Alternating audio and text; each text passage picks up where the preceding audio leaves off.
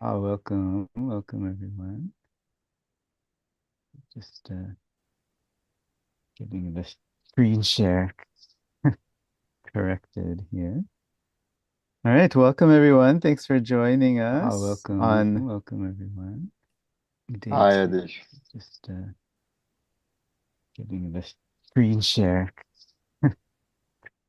Yep. So, somehow I'm not seeing. Let's mute. So hopefully everyone can hear me properly and things are still working technically. Thanks for joining us for day two of our symposium on reading body language, the traditional performance of Sanskrit theater and its translation here at UBC. The Now yesterday we had spoke um, So yesterday we focused almost entirely on Kuriyatam, right? And the idea of how performance, how a body language is able to allow the audiences of Kuriyatam to transcend the boundaries of language, of power. We had this fascinating discussion of power yesterday. The more I thought about it, it also allows us to transcend time. There's something about, you know, this kind of mythos almost of Kuriatam performances going hours and hours into the night. Nothing is ever short, right? Why is that? There's a certain maybe it's the body language that allows this kind of transcendence to happen. Uh, Maybe there's a some kind of transcendence between mythos and logos, if you want to think of it that way, that allows us to enter these kind of otherworldly spaces of the gods and the goddesses and so on. Today, I thought we could focus on the first word in our title of reading and think more carefully about how we could leverage the techniques of performance, what we've learned through Kuriyatam, to make better readings, better translations of Sanskrit texts. I thought we could also use this as a chance to get maybe some of you, most of our Bhana club is already here, but maybe some of you want to join the Bhana club. And I thought it could be a good opportunity to get interest or renew your interest in reading this neglected but highly popular form of Sanskrit theater in pre-modern India, which is the Bhana, the erotic comic monologue. We're going to have two sessions today. First, we're incredibly fortunate to have with us Professor Fabrizia Baldissera, who I regard as the most accomplished living translator and scholar of Bhanas outside of India. So it's an honor to have her here. She also had the fortune of studying and working with, again, in my opinion, the greatest Bhana expert of them all, S.S. Janaki. Um, Dr. Baldissera will shed light on her own experiences of translating the Sharada Tilaka Bhana while she was in Pune, I believe, in the 1980s. So it'll be wonderful to hear her experiences. In our second session, Elaine and I are going to hopefully would like to open up the discussion to all of you, those of you who might want to be part of this Bhana club, who are already part of the Bhana club, folks who've made this bizarre decision to say yes to our equally bizarre idea that we should translate these Sanskrit Bhanas into English. And we can talk about how maybe the body language of Guriyatam could help us do our jobs better of translation. Um, but since maybe there's some of you, I can't see all of the participants anymore for some reason, but some of you maybe are not less familiar with Bhanas. Maybe you haven't had the unique pleasure of ever reading or translating a Sanskrit Bhana. So I thought if it's okay, I might take a few minutes to walk us through kind of Bhana for dummies, maybe a quick lesson on what bhanas are. before we hand things off to Dr. Baldissera. If that's okay, Fabrizia, I'll let you go extra if you need it a little bit later. Um, so you might wonder, let's get to my slide here. Pardon me, is the sound and video okay? Is everything kind of arranged properly on your screens? Uh, on my screen, nothing is arranged properly at all. Everything is all over the place right now. Can't even see my cursor anymore. There we go. Perfect. So, what are bhanas, you ask, right? The abhana you can translate as a monologue, an eroto-comic monologue, you might call it. It's got 5 key ingredients to it. First, the bhana is always one act long, and it always has one actor on stage. Now, some later bhanas have a preamble in which other actors and a nati, an actress, appears. But generally speaking, there's one actor who's going to guide us through, who plays the role of a Vita. A Vita, as you might know from your readings of the Kama Shastra, right? Or in Vrichakatika, there's a famous Vita, of course, and other in story literature, you see Vitas. In the Bhana, the Vita is our main character, our focus, our guide. He's a Kama expert, a master playboy, if you will, a wingman of sorts, a pleasure agent is how I kind of think of him these days. He's like your travel agent who will help you, try to help you get your visa on time, that sort of thing. He's your pleasure agent in the red light district.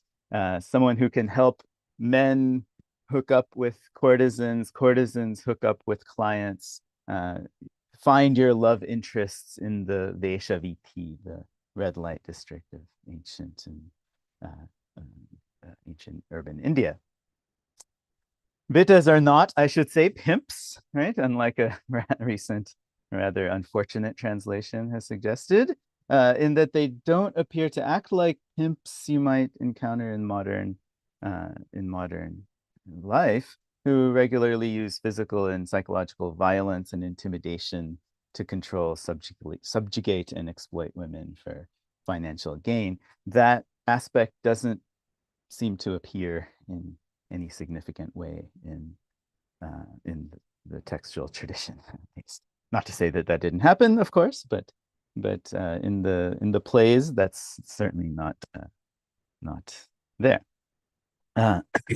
In Abhana, the story almost always involves this Vita who has to go on an errand or a mission of some kind through this red light district, the Veshaviti, of a particular city, taking us along with him. So we get to see what the city looks like, what the kind of the club scene looks like of these ancient urban centers of India. During the course of the journey, which is the play itself, this Vita has random encounters with courtesans, clients, other odd characters, and these are presented to us through a technique that's unique to the Bhana. No other theater forms in the Sanskrit, darshanas, the Drishyakavya, the classical theater. No other forms have this feature, which is called Akasha Bhashita, or speaking in the air. This is where he'll say, "What did you say?" and repeat what the imagined character is saying. This technique of Akasha Bhashita lends to a second unique dimension to the Bhana, that there's no fourth wall to these plays. The Vita is speaking directly to the audience, offering quips and remarks about the characters he encounters. To me, it feels like those like Groucho Marx movies, those old movies where he's making snide remarks to the camera, right? That kind of thing. Anyway, so these are the kind of features of the Bhana. A couple of more slides for you. Many of you have seen these before in my talks, but I thought I'd give you a quick little update, right? As far as I can tell, there were 3 distinct phases of Bhana production in the history of Sanskrit literature. the four early bhanas were packaged together sometime in the late Gupta period by 500 CE, basically, called the Chaturbhani, the quartet. And these are the ones that have long caught the attention of historians and literary scholars. And for obvious reasons, they provide these fascinating, endlessly fascinating captures of urban life in classical India. You get to see how people outside of the court live, basically. And they're a fascinating read. It's amazing to read them. They're beautiful texts.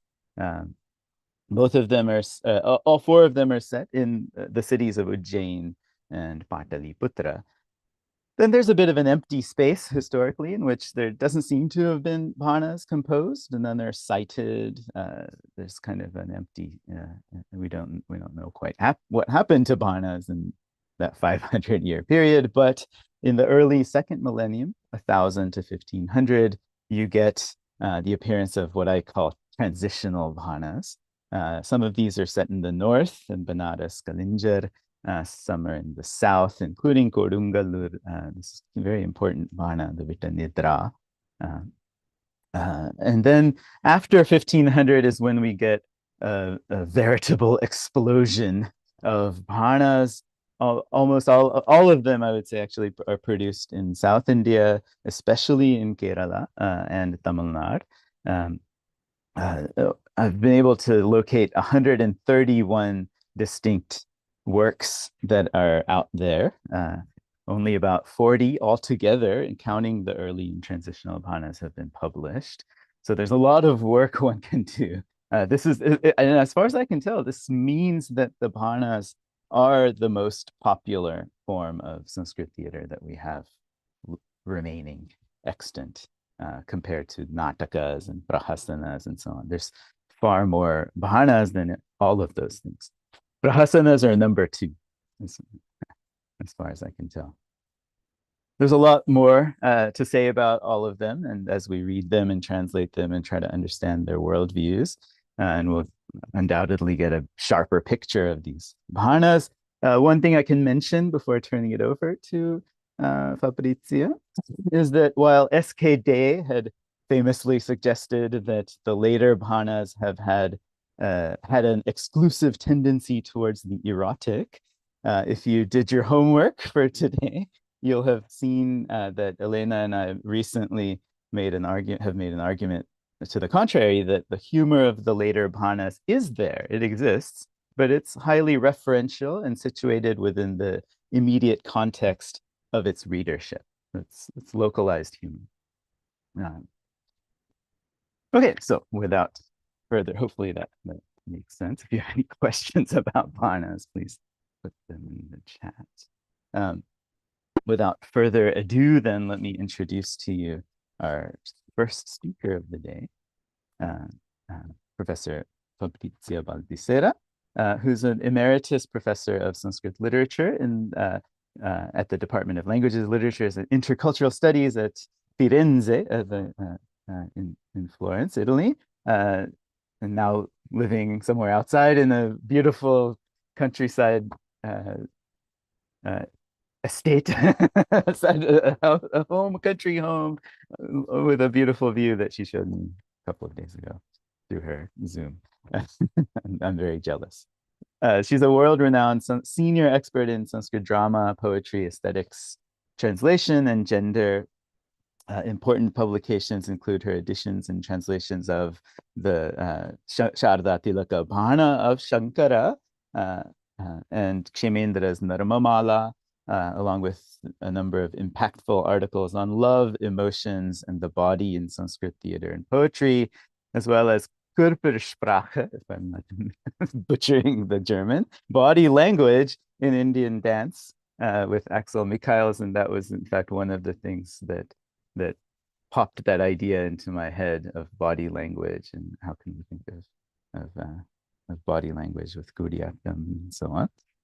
Her perspectives on translation in Sanskrit theater and the body are vital in how we can think of the body language of Gaudiyatam and mobilizing it to translate better, perhaps, Sanskrit dramas.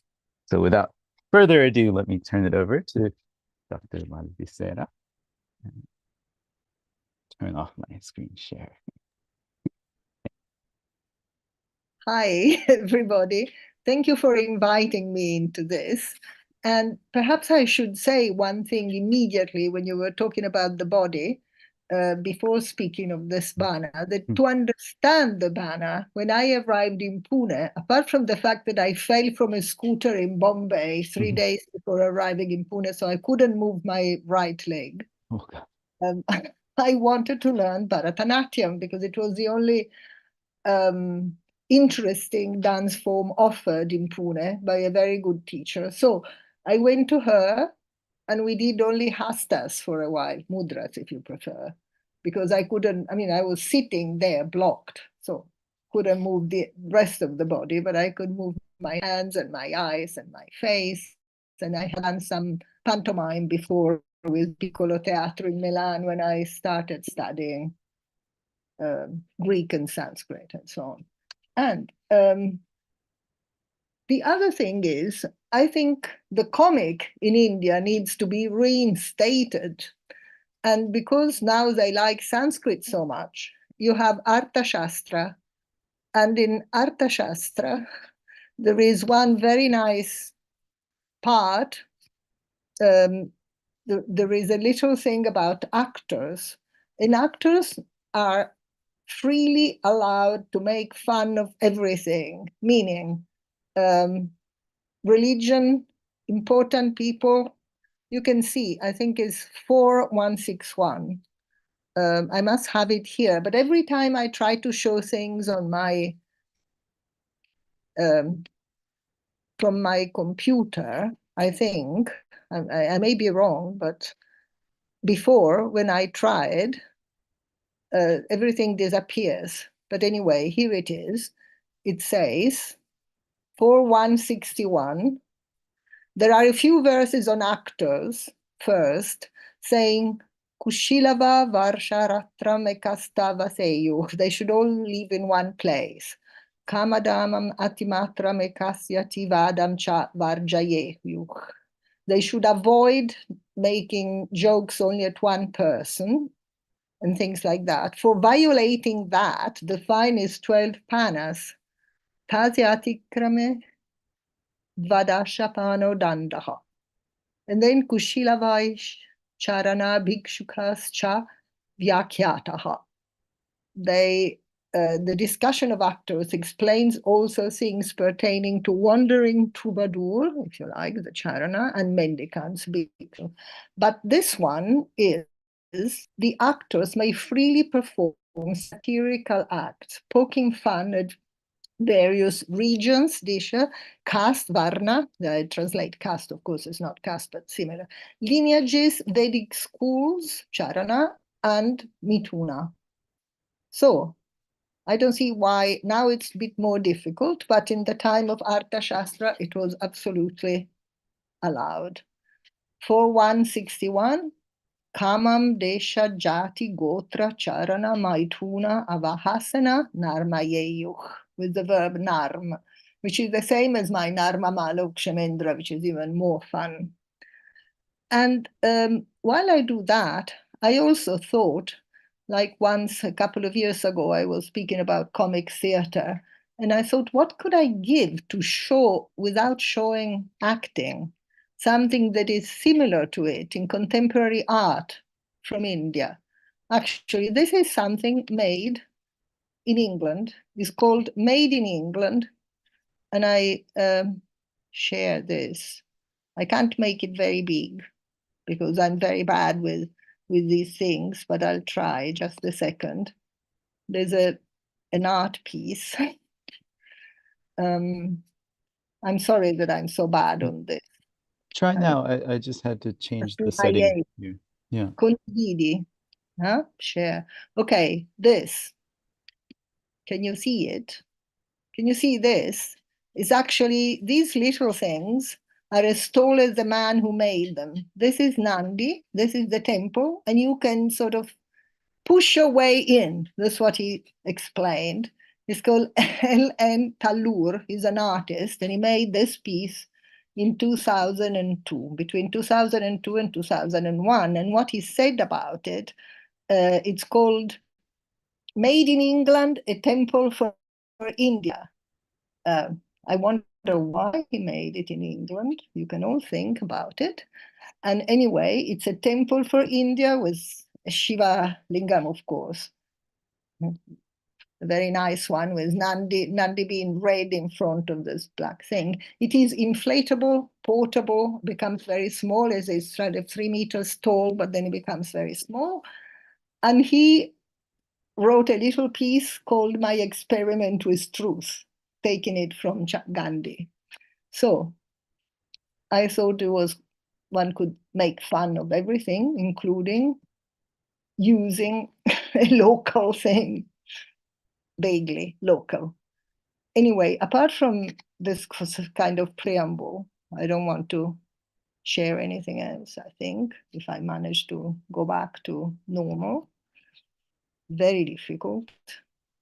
It only takes, let's see, condividi, interrupt, voila. No more condivision. There's no need. This banner, how did I do? First of all, I came across it first at Oxford when one has to do a small project. But to say the truth, I've always been interested in comic literature, I think, because even when I was in high school, you have to do for your kind of baccalaureate, which in Italy you have to take all the years, at least in my time, you had to take all the 5 years or 6 years or the 8 years of high school. And I decided to do it on Bergson, a French philosopher, who wrote a text called Laughing.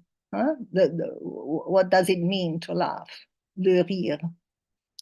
And so I think I continued in the same line, on and on. Then I did other things, like Arthashastra is not completely funny. I'm studying Arthashastra at the moment, but it's got funny bits, and I'm interested in them too.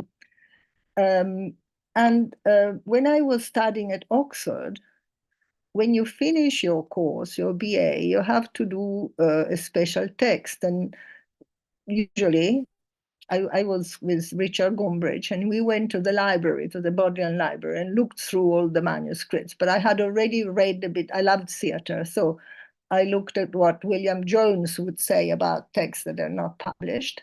And there was something about this Sharadatila Kabhana, and we found it. There's one manuscript in Oxford, but the most important manuscript was in the Indian Office Library, but you couldn't see it. It came only about a month before I was publishing all this in Pune, years after. So I took my degree in 74, and this book came out in 1980 while I had I was in bed with amoebic dysentery in the Bandarkar guest house. And the typographer used to come all the time showing me little bits because it was all done by hand, and his t-shirts was full of dirty prints of the things he was doing. And I said, is that correct? I said, yes, that's good. And then the next few hours he would come with another piece. So it was quite a wonderful experience at this time. But the text was more difficult than I thought, at least for my capabilities at the time, because it was really full of Schlescher and very special words. I mean, luckily, they were not Apax legomena, that I only found in Kshemendra. But here, if you kept looking, and if you went to the Deccan College and looked at the slips of paper composing the big Sanskrit dictionary from there, you usually find the things that the Bana had. One of the points of these late Banas, and we don't even know the time, I mean, it starts, the terminus ante is 12th century because it speaks of Jangama, a special type, a special Carnatic sect of Shaiva, and then Vishnu Dasa, so some type of Vaishnava that also come from there. They have a discussion at one point, one and the other, joking about each other. And what Professor Velutat was saying was, yes, that the Banas and other funny dramas with Guriattam were something that the temples put up to counteract the influence of the Jains and the Buddhists. But I think it was also like with some temple elephants. The trouble was not only between the Jains and the Buddhists, but also between the Shaiva and the Vaishnava. And in fact, if I remember well, at one point, the last one of the manuscripts from Mysore was in Telugu Kannada, and I read it, but then to be sure with the script, I went to see a Brahmin in Mysore, and he kept saying Shantam Papam, and thinking that the Vaishnava were badly treated. Actually, the Jangama too, but he was only concerned about the Vaishnava because he was a Vaishnava. I thought he was very impolite towards the Vaishnava. So that was quite funny. Plus, somebody asked me, my other teacher in Pune asked me if I was married. I pretended to be because I knew what was the story, that it is a bit dirty in terms of sexual innuendos. They're not very bad. I mean, the Padataditaka is infinitely more open. It gives really a very, very graphic description of what happens when you pull up the leg of a prostitute with a beautiful dress that slips off. But this one doesn't say it. I mean, it only alludes to things without, I mean, it jokes more about men showing their buttocks and showing their, with sleeping things.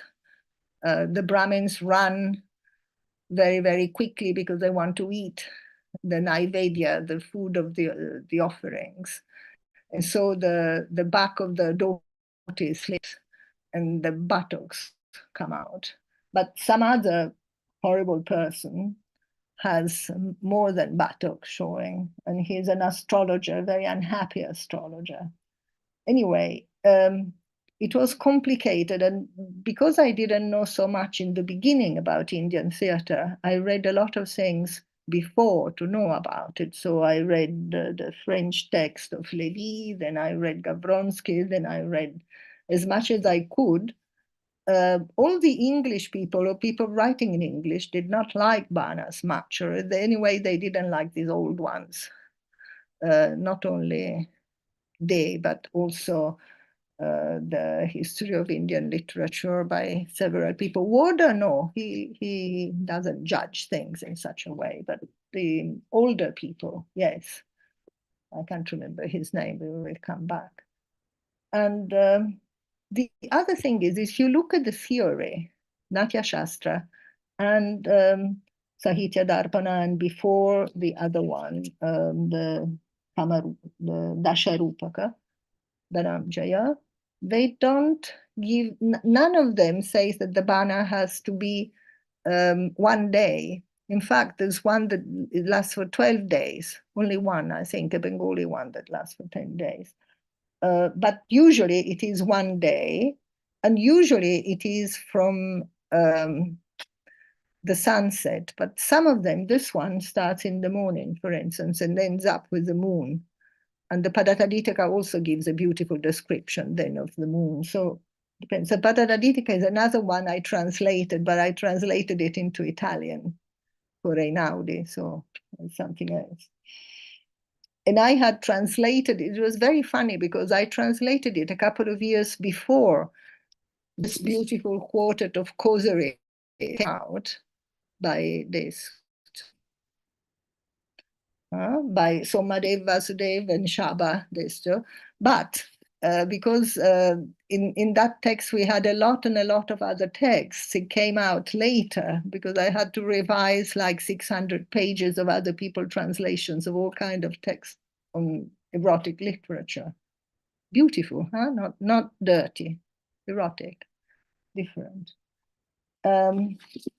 What should I say? I mean, I did study with Janaki as well. I studied with Raghavan to understand. I studied with Bhatt in the beginning. Then he couldn't hear anything. So I went to Patwardhan, who's also very deaf. And he said, how could you study with Bhatt, who couldn't hear a thing? You had to write on a piece of paper.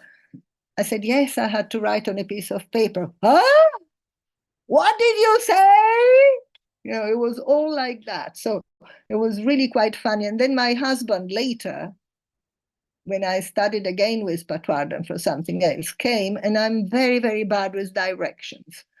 And he said, so where do I come? And I said, you know, you have to cross a little, you know, come to Gully 10 on that road, and then you have to turn left. And I can't remember if it is the second or third house. So my husband, who's Australian, and he knows direction perfectly, said, how can you say that? I said, look, you'll hear me. What do you mean? You'll hear me. Don't worry. You just come and you'll hear me. So at one point he came on the road where I was telling him, and then he heard me shouting at Professor Patwardhan. So he managed to come in and he understood. Now I'm almost as deaf as him, but not as much, but sort of getting there. So complicated for music. Another thing which is interesting here, it does speak about musical things too. And the thing is called Sangita, including in the snake charmer, plays the Nagavadya, and the verb used is Gai for the sound of the Nagavadya, instead of some other things that speaks about music with instrumental music rather than singing. And then we have 2 or 3 people singing. But in fact, the name for Vita often is Bhujanga, which is, you know, whose limbs are made of earth, so snake. And Bhujanga Upasarpati, which is a verb you find in Kama Sutra when people insinuate themselves and come sort of next to a woman and try to enter in her graces. We have a lot of that here. And then there's one amazing episode, I think the best of all, and I haven't found something so funny in many other things. So how does one find things funny? When things are totally inappropriate, huh? the opposite of auchitya. And this is again with Shamendra, auchitya vicharcha, that you can use as much ashlila as you want if you're doing a dirty thing. I mean, if you're doing a satire, it's okay. It's not okay in other situations, like in Padakraditaka when the old prostitute's tooth falls into the mouth of the lover who's kissing her and he has to spit out the fallen tooth. It's quite disgusting, but it's absolutely appropriate for the description of an old woman who pretends to be young. So things like that. And in this bana, one of the things that the critics complain about is that one of the most, the most used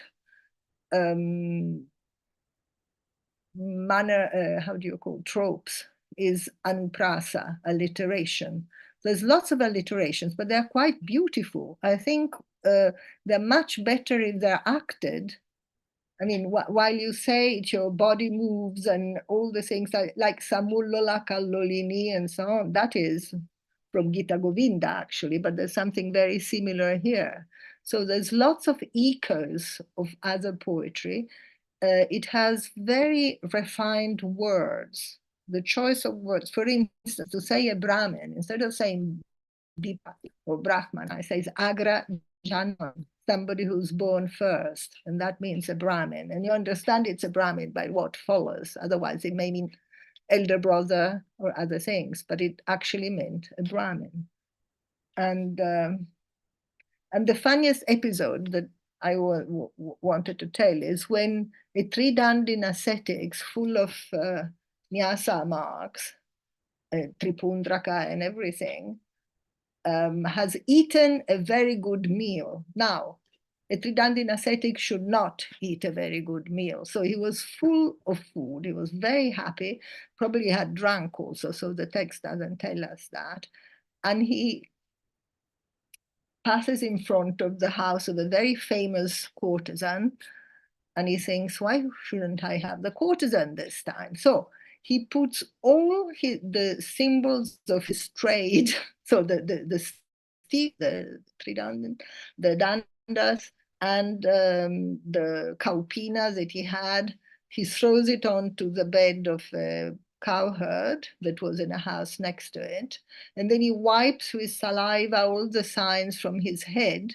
And he enters the house of the courtesan. And just when he's about to court her and try to have her favors, no money, of course, a Raja Purusha comes because he was the appointment. I mean, he probably had an appointment with the courtesan before.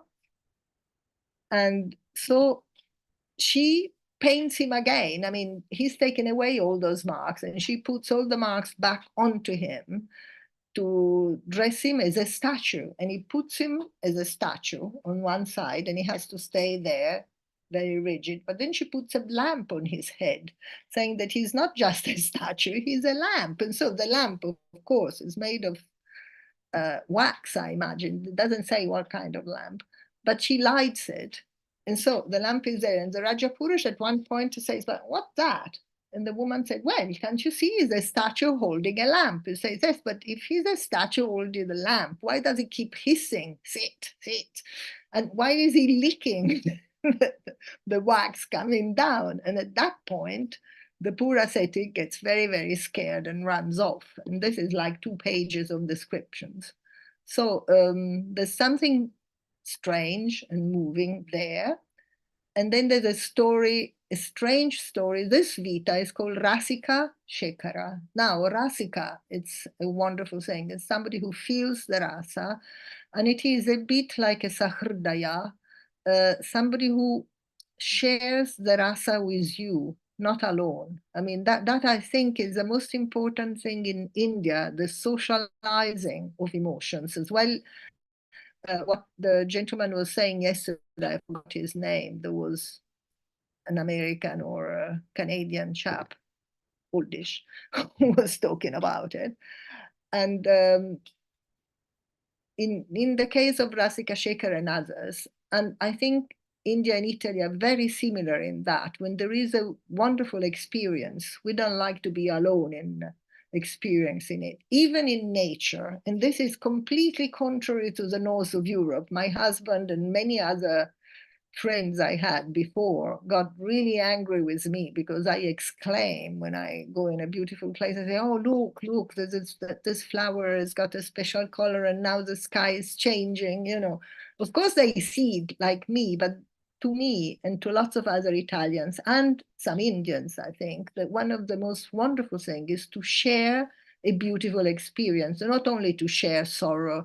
Like the real meaning of sympathy is to have pathos, to have the passion together with somebody. Sym means together with. And in Italy is the same. And there's no corresponding word in English for simpatico. It means somebody who can feel with you both happy and sad things, and at the same time have humor with it, make fun with it. And so a person who is simpatico was very strange. I was trying to explain it to a theater director from England yesterday, and it was very, very difficult. I think the only word you have is amiable, which you find in the first great female novelist in England, Pride and Prejudice. Can't remember her name at the moment, but everyone knows. So, and it's amiable, and it's French actually, aimable, but c'est pas sympathique. It's similar, but it's it. And it is this capability of sharing. And for instance, in Italy, Renzo Piano, you know him? I mean, because I use that very funny tempo. Renzo Piano did the Shard in London, that very tall building. Doesn't look at all like the temple. It's got nothing to do with it. But what he said in an interview was that the thing about squares in Italy, why do we want to make beautiful squares? Because we go and talk in the squares and share the beauty around with the others, whether we know them or not, which is also why we usually speak on the train and so on, which can be very boring if you want to read a book. I agree. I often want to read a book, but sometimes it's not bad to share the experience. Anyway, stop with that. I think the Rasika Shekara is doing that because he hasn't got any bloody mission.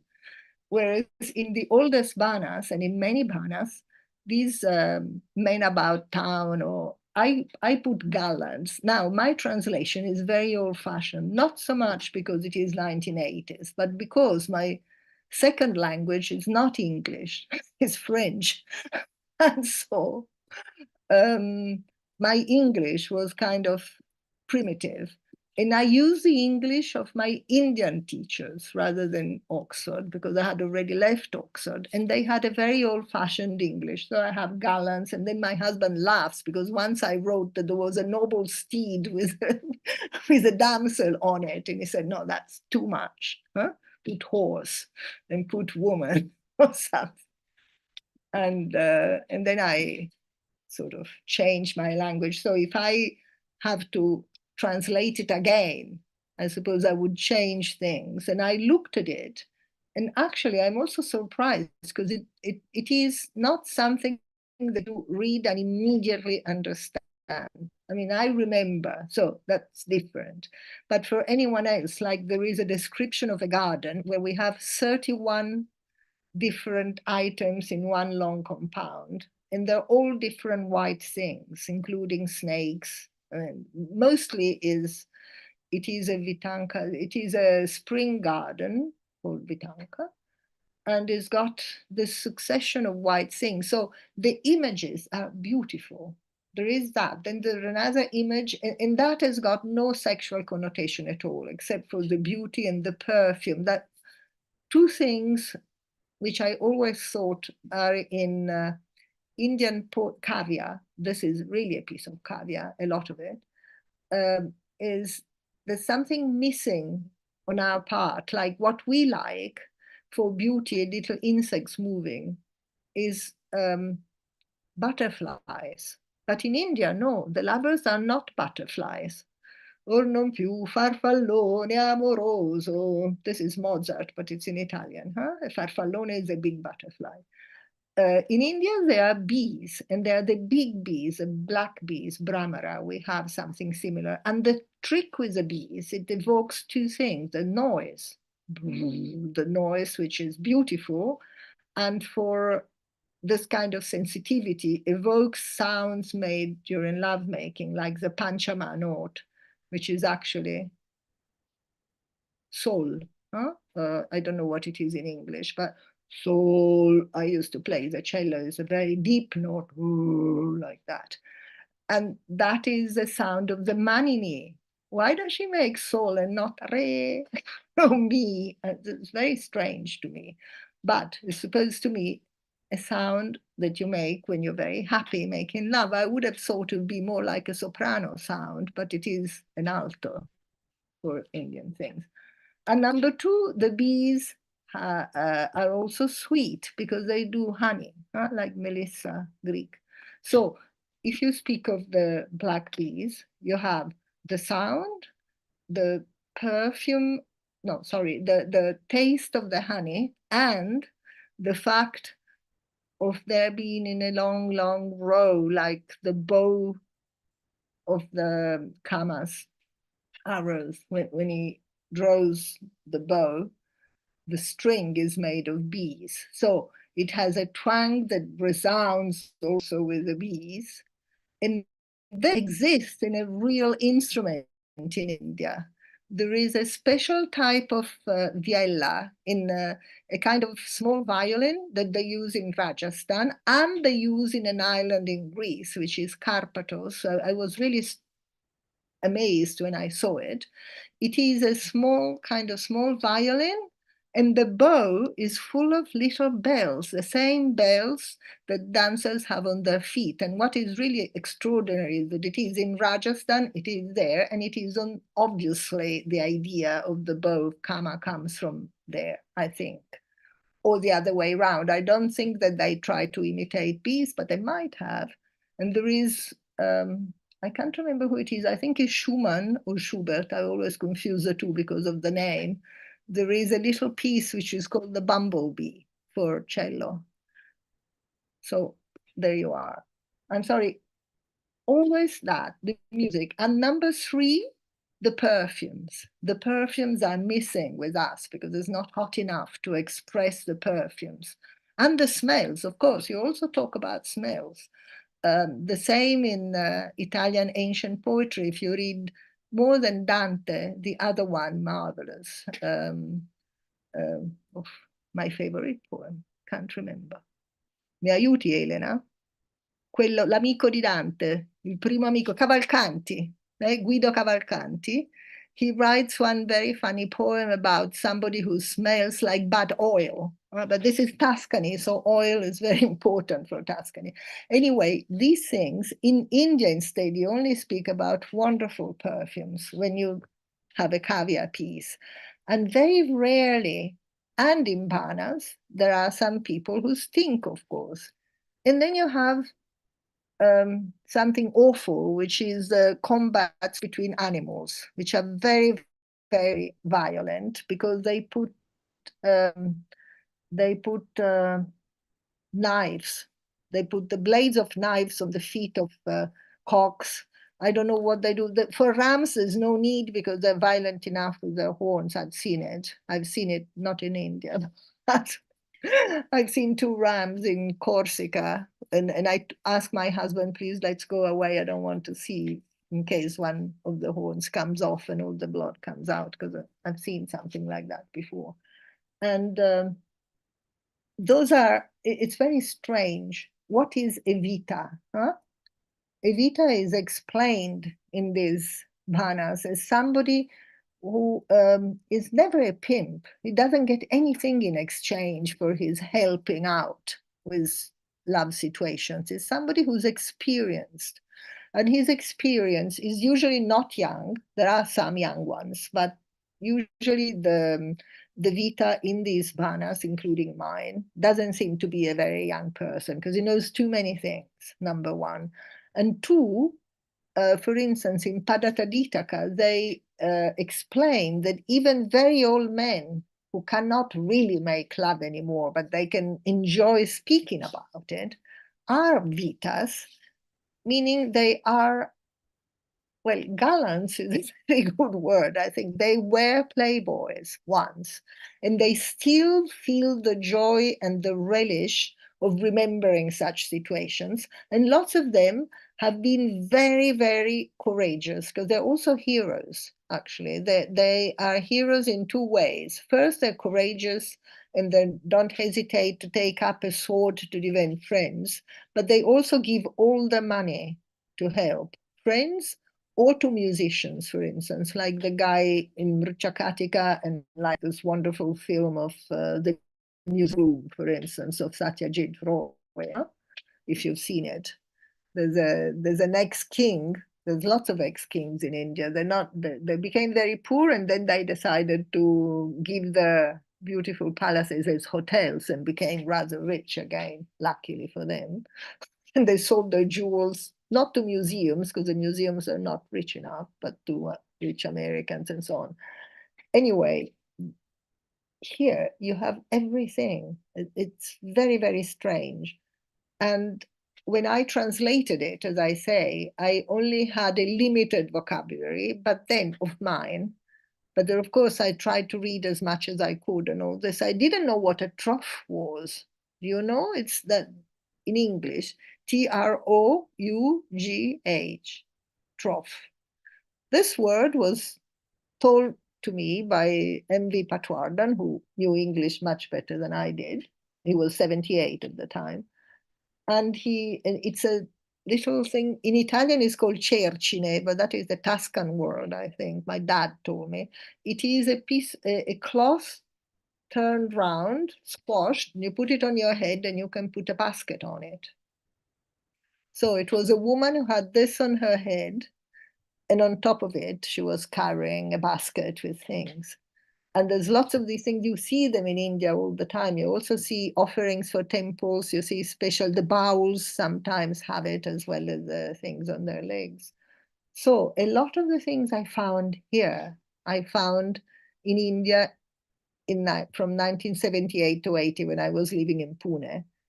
And I had a lot of fun to sort of see that things that looked completely out of the way were actually happening still, not only in theater, but in real life. If you went to the poor people, you saw the people doing things with flowers, to make a flower garland. It was exactly like that. They chose the flower, they put it together, they put it on the string with the same gesture that I'm sure Madhu would do, or Ind, and in the train, you know, heaps of rose petals and things. I mean, so the Bana helped me to get into India reality and to have fun with it also. And I think it's a little bit more difficult now because at that time, even young people loved it, loved the thing. Whereas now, my Indian friends are of my age, of course, are kind of a bit unhappy, saying, you know, they only want to become richer and richer. And all the children of our teachers are not like Adish. They study IT and they become rich. Well, it's okay, he's in Canada, so he does well for himself, hopefully. But those who remain in India, if they want to have some more money, obviously they're incredibly good in mathematics usually, so they can do that.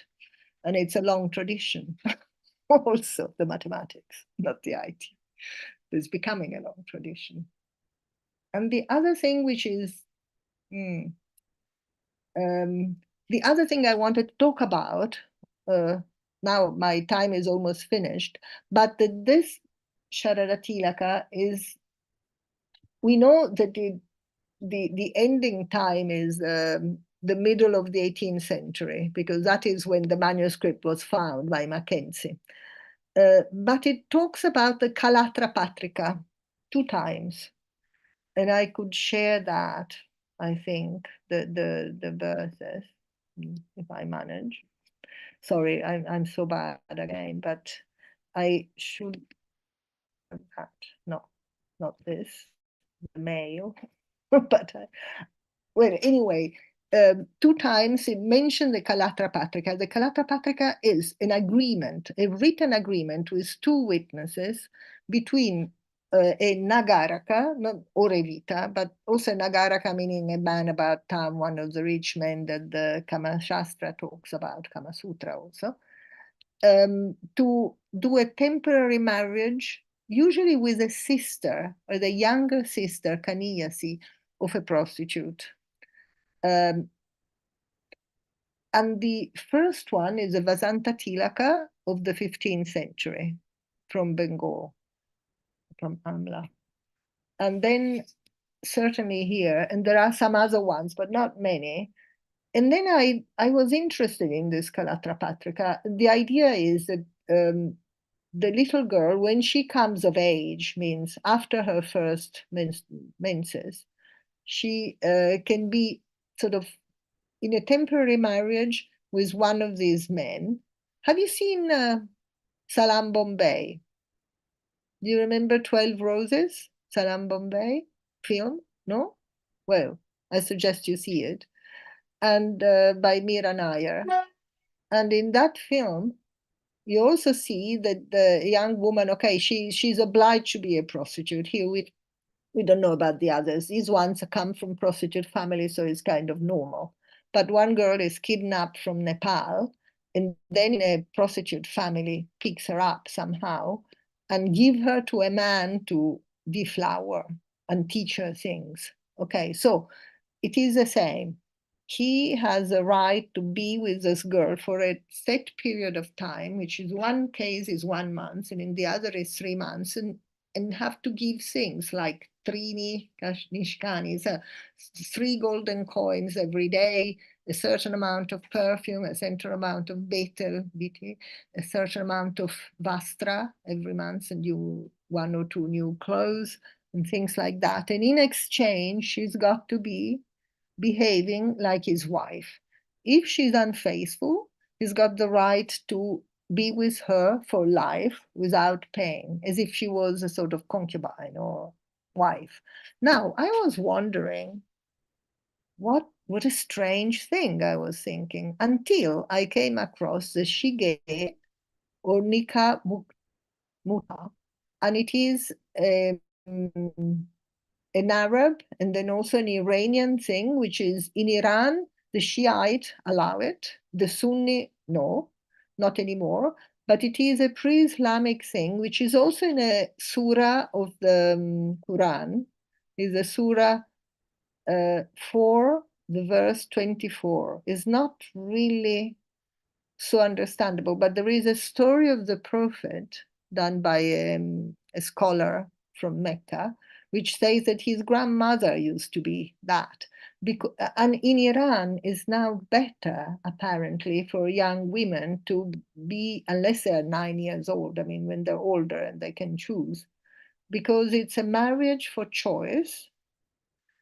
The man has to support the woman, and they can, when she wants, she can leave. That's the other thing. It's not necessarily a prostitute. It could be just a normal marriage with less baggage to the woman. Other people see it as a kind of, legalized prostitution. So it is a shifting paradigm. You have to see who's doing what. There is, for instance, I think in Sicily, which is not done so much anymore, but there were arranged marriages in Sicily up to at least 50 years ago or so. And marriages in Sicily are not as grand as in India, but they cost a lot, like at least 250, 300 people are invited, which for India is nothing, but for north of Italy, where I come from, is a lot, unless you're rich, of course. But if you're a normal family with not so much money to feed 250 people morning, evening, and night, and maybe for 3 days, it's a lot. And so there are fake rapes, sort of. It's called la fuitina, the little escaping. And it is a Sicilian thing where the boy and the girl run away together and they go to some hotel or so and they consume the marriage, and then they are obliged to get married in a less grand way, probably with the consent of the parents. It would be the Gandharva marriage, actually. But when it's called fuitina, it means everybody agrees. Little escape. It's quite fun, hopefully, not an imposition. So I think I stop here. I don't know if I explain much on how to translate. I think everything has to be reworked in terms of actual practice, Natya Dharmi, rather than Dharmi practice. Yeah, well, thank you so much. Yeah, no, this is wonderful. It's just a wonderful insight into the text and your relationship to the text. It brings up so many questions in my mind. I've got many things written down, all kinds of avenues to explore with that text. The if If people I have, yeah, please. If I may add another thing, when Yeah, I was please. doing that, I was mostly thinking of not getting the grammar wrong and the Mm, translation wrong. So I don't think it's wonderful, because there were some constraints that it had to be absolutely what the text said. But it would have been much, much better to put it on. And in later, so I was doing this in Pune and other places in India but I had studied it before, between 78 and 1980 when it mm, got out. Then mm, in 84, and I didn't manage, I did contact the Kupuswami Shastri Research Institute, nobody ever replied, to ask if they had some record of a performance they did in 1984, at which I think also Raffaele Torella was there, because I met him there. And there was a performance of pieces of Padma Prabhataka that mm, Janaki had called a very good actor to do it, who was not painted at all, but he could do it. But it was not as expressive as what we've seen last night. So it was not Gudiyattam. It was some good dancer and good actor, because it was very, very lively. but it did not have such a precise use of gestures, body trembling and things. But it was still very, like an extremely good actor doing something very special. So I've seen that. And then I saw once Venirata, Vyaugandarayana, in 2010 in Goa, but that was by the other group, from Cheruktur. It was very, very good, the man also, and the musicians. And we got all covered in in Vene, in ash.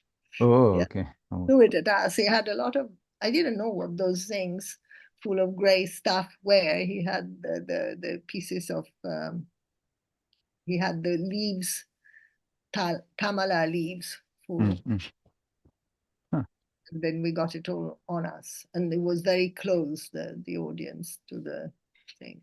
But interesting there. Amazing. Yeah. If we have folks have questions, please type into the chat or raise your hands, virtual hands. We can I'm sure people do have points they'd like to give. I can't see everyone's faces, so if you can. I see. Oh, David, yeah, David. please go ahead. It's been so long since I've Zoomed that I couldn't remember how to do the virtual hand raise. Oh, no problem. I just used my physical one. First of all, I wanted to say to Professor Baldessera about the word simpatico, simpatica. We usually translate suhridaya as connoisseur. Yeah. And in English, and it's so it is so devoid of feeling and emotion. It's more about knowing. Yes. A connoisseur is someone who's deeply steeped in the tradition, who knows the tradition, but it doesn't necessarily speak to the empathy that you were speaking of. So I so much appreciated that. The other thing I wanted to mention right at the beginning about when Adish was talking about the stage direction, Akashe, we do find that in Natakas. You're right. You're right. When for instance, when there's the aerial voice speaking with Shakuntala, huh? More in Mahabharata, actually. There's a voice that comes and says Shakuntala is right, the king should do that. So there's a voice coming from the sky, usually, rather than somebody speaking to the sky, what I remember. But I have two examples. It just so happens the things I've worked on in that disputed act of Vikramadashia, where the king goes mad. That's right. He is relating things that he's saying and hearing from trees, flowers, bees, right. etc. But I think a little bit closer to the Bhana example is in the fourth act of the Veni Samhara, where a soldier named Sundaraka comes on stage and he sees scenes of destruction. He pretends that he's talking to soldiers and hearing what they have to say. So, of course, these are not entire works like Bhanas, but they are extended scenes. So I just thought that might be useful in connecting Bhanas with other genres of Sanskrit drama.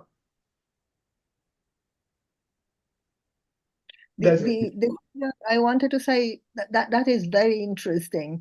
Mr. Velutat, you were talking, you were talking about Kuttanimata yesterday.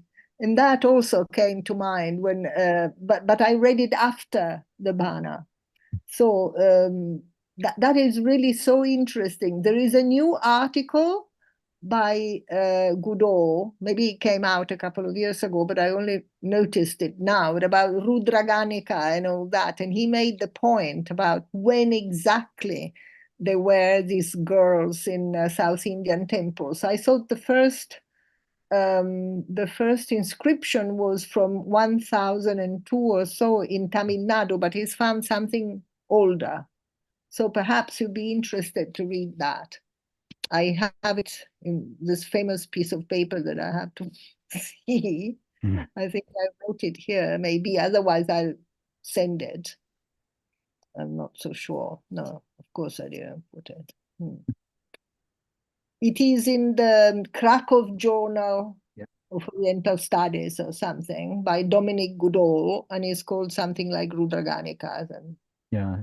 Rudragani. That's I think we can find the reference to because that. I think because Shubham, if he's the- listening, he has the reference. I think he can Hmm. put it in the chat. I wanted to, if I can, since David brought up Akasha Bhashita and those two examples, those are great examples actually, which further reinforces the feeling I get, which is that, I mean, so you outlined two moments of madness, really, right, David, where we're supposed to understand that he's speaking to things that don't exist, whereas the Bharna is asking us to suspend that madness, the madness of theater, where we know the things we're seeing aren't actually there, and join the Vita through this journey, a journey that's ultimately what I would argue is voyeuristic, right? We don't actually want to go to the red light district. We just Well, in my second example, Mm. those things are real. They actually exist. He Mm. sees soldiers. He sees mothers grieving for their sons. He Yeah. tries to speak with Yeah. them. Yeah. They say that they're too overcome to speak. And we get this all from this one soldier, Sundaraka. Absolutely, that's true. No, that's yeah.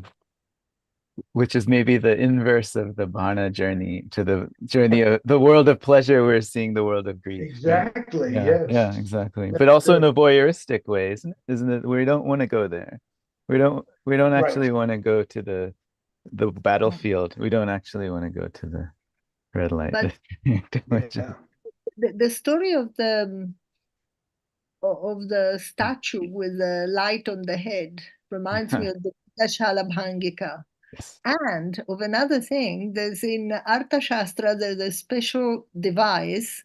When you make a fortress, you also make a special staircase with an empty space behind, which is a bit like that empty Buddha, the empty statue, so that somebody can hide there and get the way, huh? And then there's a special secret exit for people when they are besieged. Mm-hmm. And so that is quite interesting because you can joke about something which might be very dangerous. In this case of the man, if he had been seen by the Rajapurusha, it would have been very bad, not only losing pride, but maybe losing his also for being in the wrong place at the wrong time. Mm-hmm. So Fascinating.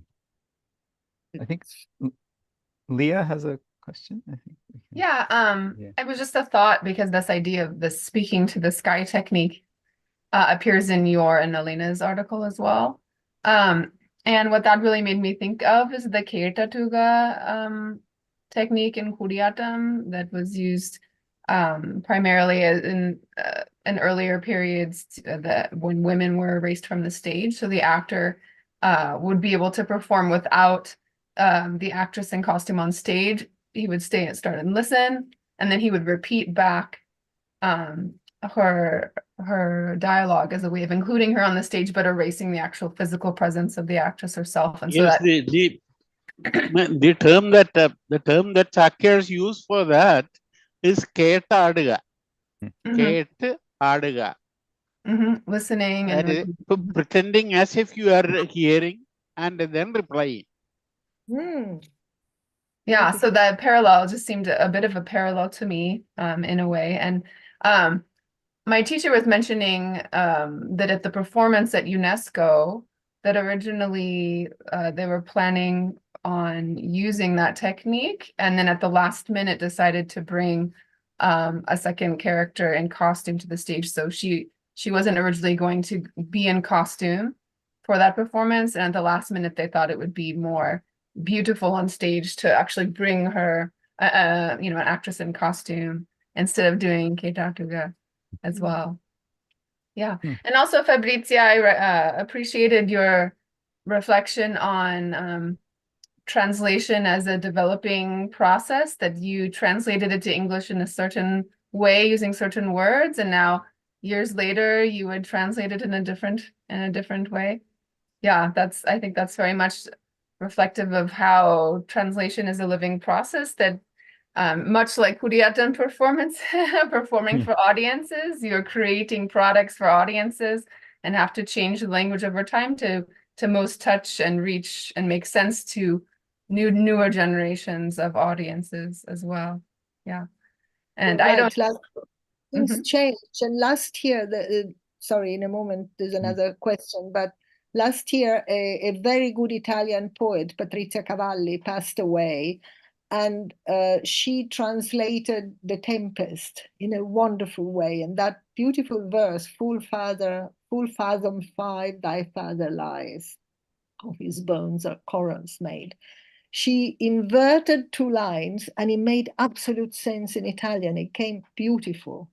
So you can also change, sort of keeping exactly everything, but change the structure, which is what we have to do all the time with Sanskrit or Latin. I mean, when you have a language like Sanskrit, I cannot say it so much in English, but I try to give an idea to the Italians of how you would translate Dante in a Sanskritic form. If I use the first sentence, nel mezzo del cammin di nostra vita, in the middle of the path of our life, then you have to do nostra vita di, our life of, in the middle of, and then life, and then cammino. And then, I mean, you have to change it completely and change the order of words. And this is what we have to do all the time. And number 2, I now understand better that it is a good thing to speak about translation, because before I felt completely ridiculous that people, to translate from one modern language into another, you needed so much teaching. You don't. You need to know the language and to know the culture. 2 culture, 2 languages. You have to know your own culture as much as possible, and you have to try and learn about the other people's culture as much as possible. And then you have to know the language. I mean, I don't see there's anything else that is needed, and I don't see why they do all these, you know, chairs of translating this and that, except this thing here, for something very distant, completely different structurally, or maybe Japanese or Chinese, of course, because they're completely different from, say, modern, more or less Europe-based languages, even so it's not so like Russian even. I mean, anything. Yeah, I don't engage in translation in my work more generally, but I did once translate a trade book from German to English about practical yoga. So it's more about positions and how to do them, but thinking about these choices and that type of thing. Yeah, thank you very much. Nothing.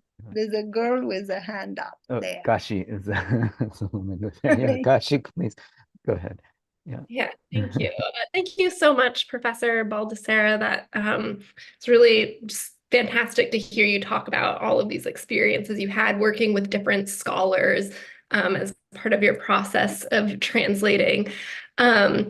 So I was really struck by your discussion of this contract with the young woman in this Mahana. We, in fact, last summer when we were in Groningen for this humor conference, Adish and I and Tyler Richard had read through this passage where it was a 7-year contract. That text was from the Deccan. It was an early modern piece. And so I had kind of wondered if there was this Islamicate context coming in, with this kind of temporary marriage. The other thing, though, I was thinking about with respect to that kind of the sort of temporary marriage was the category of avaruddha stri from Dharma Shastra, right? These kept women. And this comes up particularly in the context of transfer of wealth. So after the death of a husband, what kinds of women, what kinds of wives get which kinds of wealth from a husband's estate.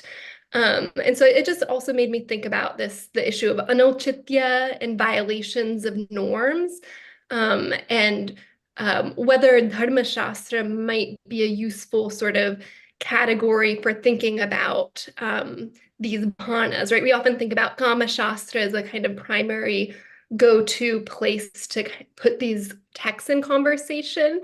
But also if we're thinking about violations of norms, I just started to think about, these norms around Avruddha Stri, what they're entitled to, what they're not entitled to, and how these bhanas might be playing with some of that. I looked into that too, because I had to write something about women in Dharma Shastras. And the Dharma Shastra speaks very, very little about courtesans, for instance, or kept women, as far as I have seen. Maybe I haven't looked enough, because I was given only a couple of months to do that when I was in Pune last year. But I looked into Artha Shastra, and what a woman of Kulina, good family like Brahmin, can do if she's got no money because the husband is gone away without leaving any provision for a certain number of years, for instance. In Artha Shastra, the period to wait when a husband goes away without giving any reason or without giving any news of him is quite short. If she hasn't got any children. If she's got children, it's 3 years, otherwise it's 1. Whereas for the Dharma Shastra, it is 7 years, 10 years that she has to wait before remarrying, for instance. And in Artha Shastra, women can do their own work, meaning especially doing work which is done within the house. So they're protected, nobody can disturb them. And when they go, if they don't have a servant, or if the people who give them work, even from the state, don't send a person, they should send a person to the house, a trusted woman who goes and gets the work. And the work is weaving, usually, weaving or embroidering, so something to do with sewing and weaving. Then she can go to the place to give the work and take the new one and take the payment, but she has to go very early in the morning, and there shouldn't be a big light in the room, and so that the person taking it should not look at her face much. And this is not in Muslim times. It's just not to disturb the woman in a way. It's a good provision. And then the other thing, this one about the Kalatra Patrika, it's late.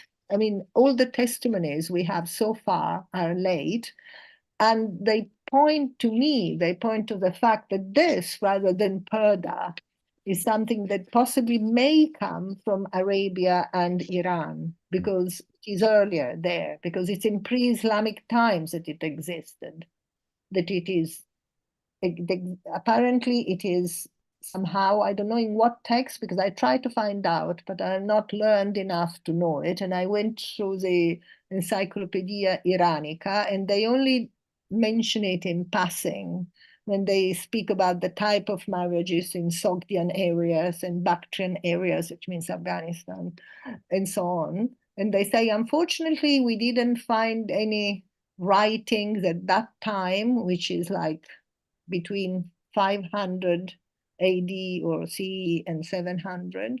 We didn't find anything about the temporary marriage, but obviously the temporary marriage exists. And if you look into Encyclopedia Iranica and put temporary marriage or shige or the name, you won't find anything. You have to look elsewhere, look into Arab texts. And I don't know Arabic. Mm-hmm. I could ask my daughter to look, actually. She does. No time now, but it's very interesting, and it would be interesting to know who brought what, where, when. Please. Yeah, Shubham, please go ahead. If I may quickly add to this conversation about contract, towards the end of the Kama Sutra in the book 7, which is all about esoterica or recipes, we find a slight reference of this marriage for 1 year, and then after it's broken in the Kama Sutra for courtesans or courtesan daughters. So in case anyone is interested, it's 7.1.21 to 30 of Donegal. I think I got it there. Yeah, and then she can choose partners based on her desires. So that point is very interesting because it's much earlier. So maybe it's got nothing to do with Persian or Arabic influences, of course, because they came much later. As far as we know, because people actually traveled enormously.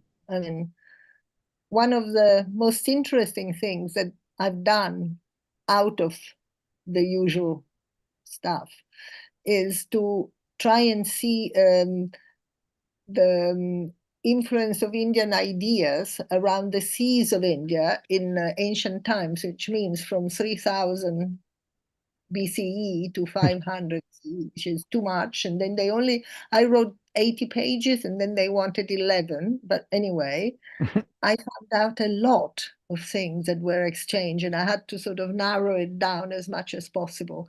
And it was incredibly interesting between, the most interesting people of all, actually, because they were traveling and it was on the sea, not on the land roads.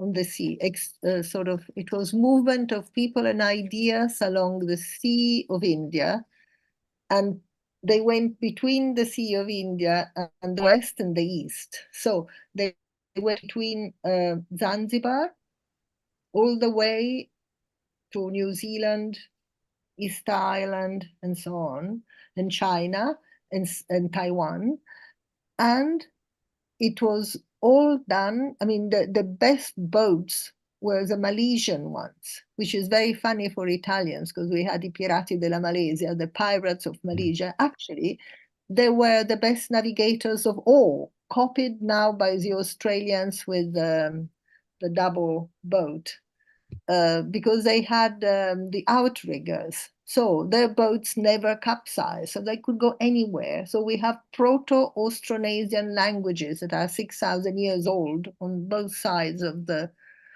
ecumene, as we say, the known world. And I found that fantastic and studied a lot of things. And I would like to say one moralizing thing, which is really good, by Seneca, who is a Spanish Latin philosopher, when finally he realized that the Greeks and the Romans, therefore, had learned that to go to India, it was not as long as before. It was very short. Now it only took 6 months instead of a year and 3 months, because using the monsoons, he said now nobody could tell fabulae, nobody can tell stories about India anymore. We'll know the truth. And now that it is easy to travel, we should do friendship and commerce and not send armed people and war ships and things like that. Because all we need, now that it's easy to have contacts, we should all be friends with each other. And I think it's fantastic. So in the end, he had to drink poison, of course. He cut his, he cut his veins, but the same. I mean, there was always someone in power who doesn't agree with the fact of peace. Huh? Right. That's We should all be so friends. true. I had I had a question. So one of the things I'm hoping to do with the Bana, this MAD project that we're doing is to really compare, each Bana is so local. It's set in a city, a particular city, and the kind of focus of the author is so much about the space of the city, which to me is, I mean, to understand the Bana, we have to be in the city, right? We have to experience that cities to get the recognition that we need. So, but the city in this Sharada Tilaka, did you ever have a Kolahalapur? I could be Kolpur. right? That was my question. Is it Kolhapur, right? But I think there's some thought that it's in Karnataka or this. Kanchi also. They always use this Kanchi as an idea of the town. Like when they speak of Italy, they say urbe, Rome. Okay. but I'm not sure that Kanchi is really the place where it was, because otherwise, you know, and also it says like the Varanasi of the south, but they never speak of a river. So it's obviously nothing to do with a town with a big river, because otherwise you'll have something about a river, for instance. But it's very, very difficult to understand because there's no reference to a particular temple with a name as far as that. No, there is actually. Maybe it is Kanchi, it's Varadaraja. There is a young prostitute and a Brahmin who meets a prostitute in the Varadaraja temple. And that is the famous one, is the one in Kanchi, but there could be a Varadaraja temple anywhere, of course. Like I have a problem with Chamunda Devi in Malati Madhava. I translated that. I really would like to do something about that. And I thought it was in Orissa because of the Chamunda thing. Because the most beautiful Chamunda that I've seen comes from Jejuri in Orissa. But it could be terrifying. And there's an amazing dance there. That would be fantastic to do as a piece of Kudiyattam, I think. The verses are 5:23, 24, or 24, 25 from Malati Madhava. It is amazing. And it uses a special verse, how do you say, the metrics is called Totayam, I think. Something which is used for war, because she's walking in such a way to upset the world. And so the meter is terrifying too. Yeah. The other thing I wanted to mention, and then we can, if other people have ideas and thoughts, this in the process of translation, right, this kind of balancing between fidelity to the text, right, some kind of faithfulness to the Sanskrit versus readability, accessibility to the modern reader, to the target audience. One thing that I would point is this. So we have Suhas, Mahesh, and Anusha Rao lurking in the audience somewhere. The new translation that they've done called "How to Love in Sanskrit," just published HarperCollins in India. That I would highly recommend to everybody to pick up a copy. It's really just a brilliant, young, new way. It's a very bold way of approaching that problem. Really for that I don't know if Suhas or anyone either of them want to kind of give their perspectives. We'll have time in the roundtable, of course. Force people to talk, but that when I did the other text, the Narma Mala, it had a lot of problems at first, because in Rome they published it without showing me the proofs. Full of mistakes, with all the notes going all over, and they send it around in July without telling me. I mean, disgusting. After the contract said I could see 3 things. I mean, I almost took a lawyer, but at that point I wouldn't have had any more room in any university in the world, I think, let alone Italy. So nothing. Anyway, I had to redo everything. I lost 3 years in publishing that. And with old professor who said they had looked at the thing, they hadn't looked at anything, but because they were what we call barons, so we couldn't do anything. Anyway, my idea was to do it interactive for the young people, or so that you do the thing and then you could do. It's not so nice, but you glue something and they go and they go and look, and you prepare all the possible, you have to think of possible questions and possible answers, or maybe you don't, and you sort of send them on to look at that in good books or things, giving some indication of what to do.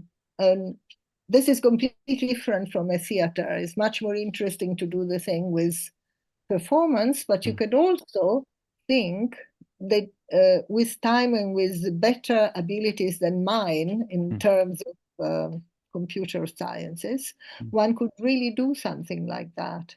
because otherwise everything becomes very heavy with lots of notes and things, whereas it's the same. I mean, it's the same, but instead of a small note, you could give a very good article like this Encyclopedia Iranica rather than a different encyclopedia and so on, where the sort of thing that you're alluding to is explained, like the Calatrapatrica, for instance, rather than something else. Or who is a tridanding ascetic and things like that. I mean, we know, but lots of people do not. If you want to have a more open approach. I don't know if people want to spend time looking at those things, but when I was a child, I was very curious. I learned French of my own when I was 9, reading the Trois Mousquetaires in the night of the dictionary and putting on the light with the little lamp because my parents came. But that's because I like stories. A translation is a portal in a way, rather than a window. That's something that allows you to get there, allows the reader to go and actually learn for themselves rather than just to see a a TV representation. David had a very astute comment. What constitutes a generation makes me think of what constitutes a language, right? How do we know what a language is? Which is that you put two people in the room, if they don't understand each other, then it's two different languages. That's what I'm finding with generations.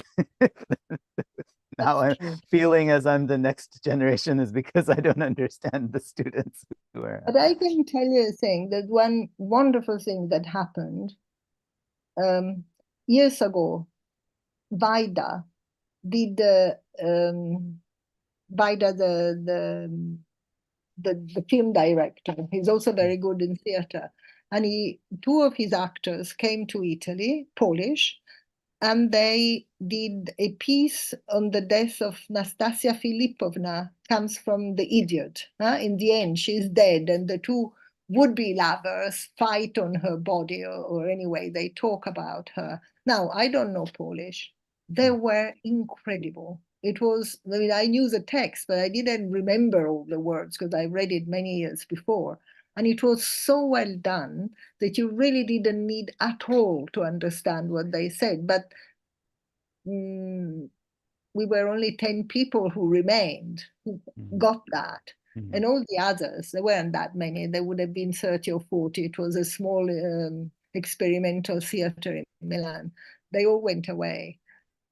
It was so strong and so marvelous that really there was no need to know what the words were spoken. You could understand very well the rasa.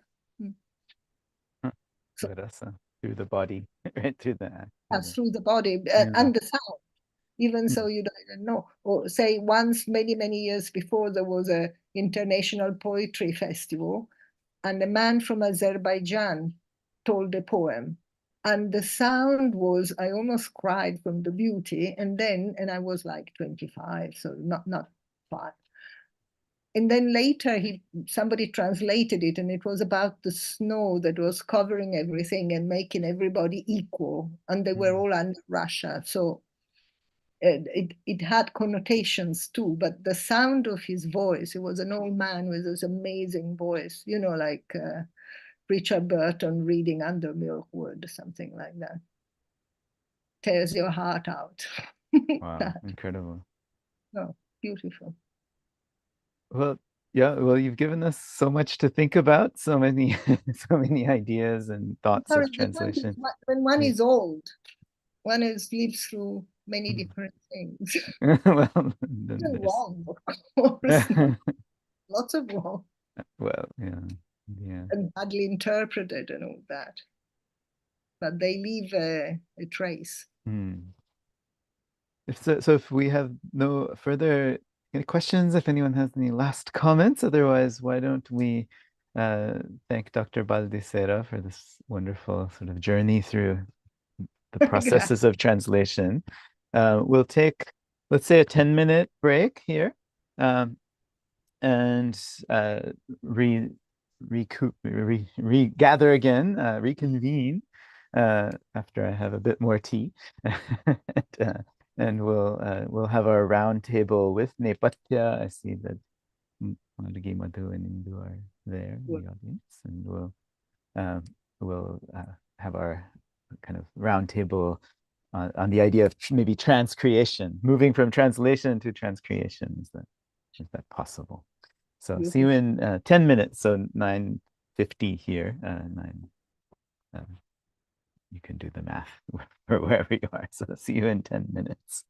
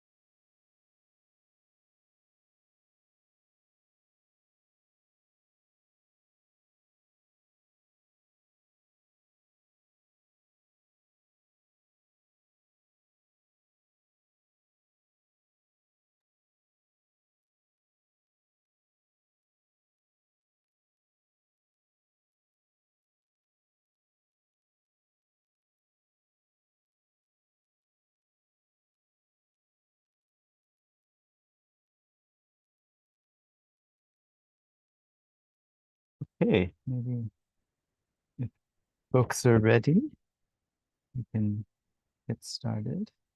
People can hear my voice.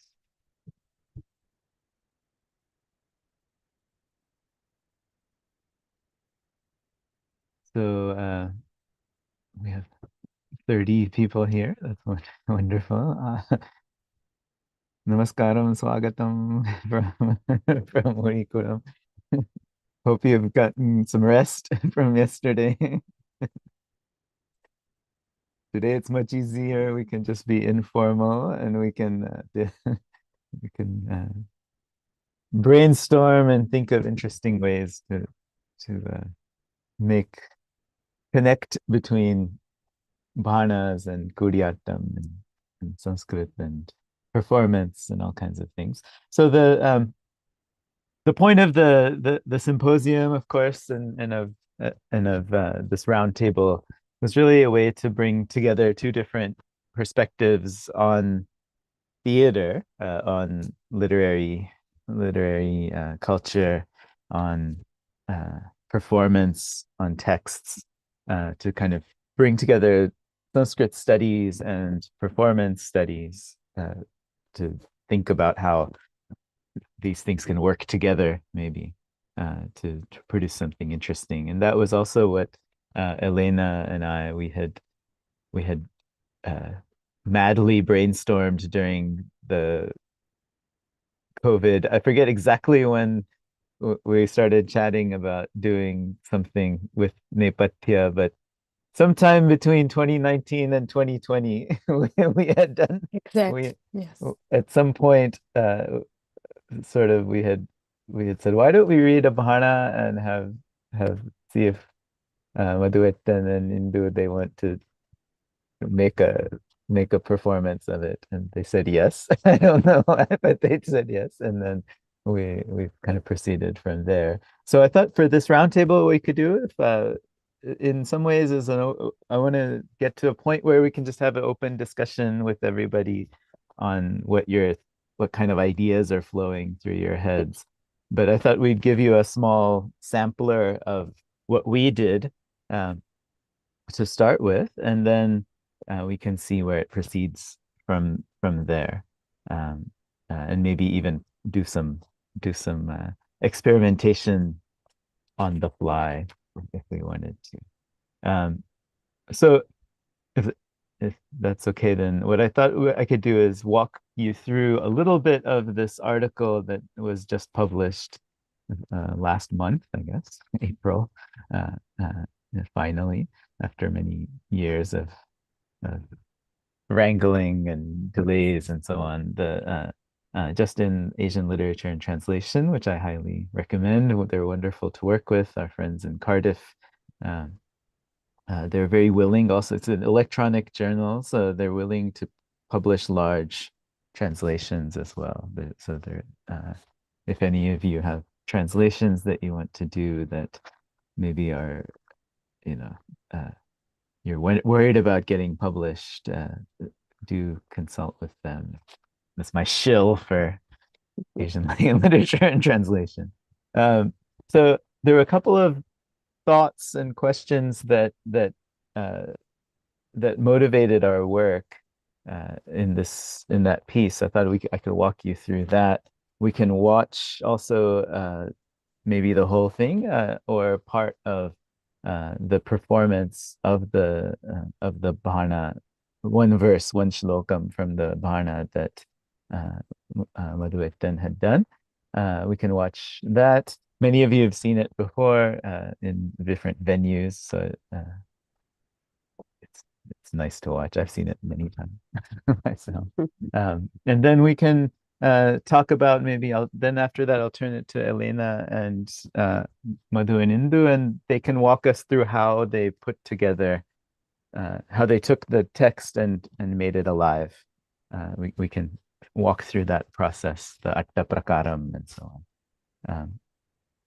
So the project kind of focused on this text called the Rasa Sadhana Bhana by a very noted Kerala scholar of the 19th century, Godavarma Yuvaraja. who lived and was the king of Kodungalur, Kerala. He's the royalty there. The play we had selected almost entirely at random. I was collecting PDFs of Barnas at the time, and it looked interesting, and it was set in Kerala, not too far from Murikuram. so it was almost completely by chance that, but it turned out to be a beautiful choice because it's really an exquisite work of art, literary art. This Rasasadana Bharna. It's quite long, almost 300 verses, 270, 280, which was quite common for these South Indian Bharnas. They're not short; they're hundreds of verses, and all of them are these ornate verses with lots of shlesha, like Dr. Baldisera was saying, and other techniques that are it's complex, and they're not easy verses at all. So a few questions that we asked. One, first and foremost, was why Bharnas, right? What's the point? Why is this Bharna written? Why are there so many of these Bharnas?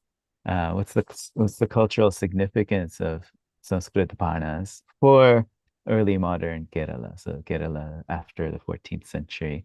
The other thing I should mention here, which maybe opens up the project even wider, is that in Kerala, not only was there this flourishing of Bharna production in this time period, but it was not only in Sanskrit. Also, you have Malayalam Bharnas. Just in December, when I was there with Madhu, we read a bit of forget the title, Rasika. Maybe Madhu remembers the title of the Somatilakam. Somatilakam Bharna. So that's in Malayalam, or maybe Manipraval. I think it's Malayalam actually, and it's a completely different type of text. Doesn't have this same Vita and Akasha Bhashita structures. So Bharna in Kerala took on a particular valence that a scholar by the name of Devarajan, he's perhaps the greatest authority on those valences. Another scholar, K.K. Raji, she had also produced a thesis on this. So there's some work in Kerala on this topic. But one of the questions that's always motivated me in the study of Bharnas is this provocation by S.K. Day that they became entirely erotic and lost the humor that's found in the early Bharnas. I'm more or less convinced that that's not true. In fact, they are supposed to be funny, but that was one of the questions, the research questions. Is this funny or not? And if it is, how is it funny? What's the humor, and how do we understand that humor?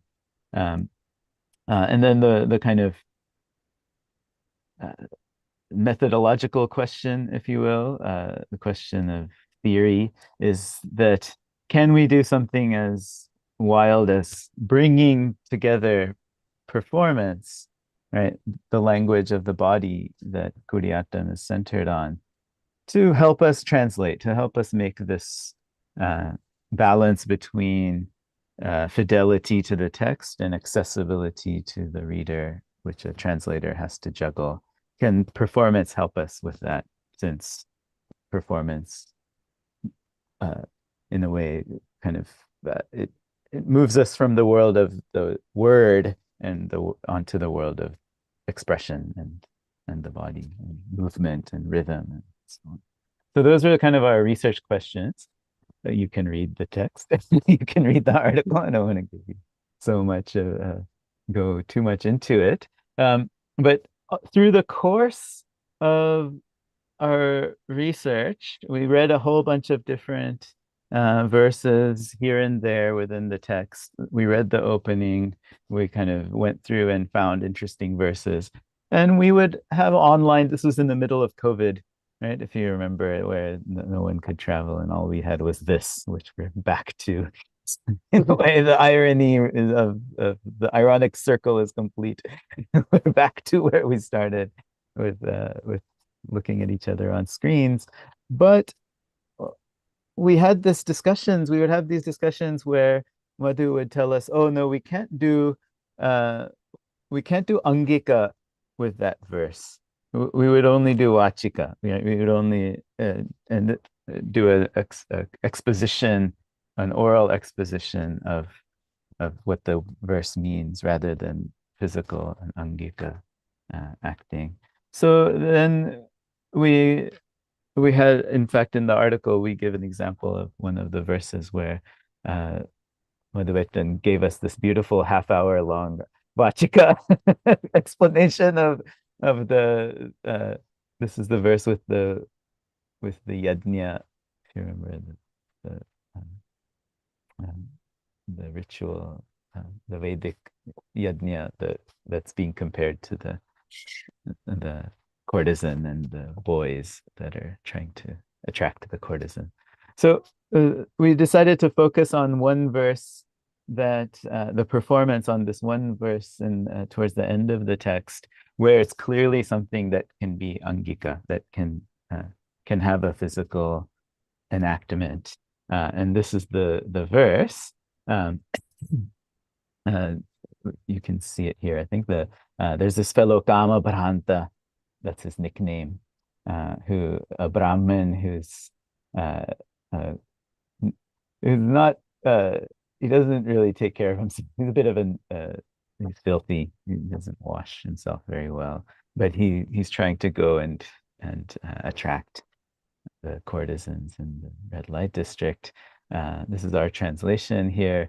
Durgandham dashaneshu murtamiva yo datte chirat sanchitam Krishna shvedamalam malam madinata patram cha vastram katau jata sveda paraga dhusaratanur dhuri krito yauvatai kama bhranta itirito dvijasuta soyam samagachati.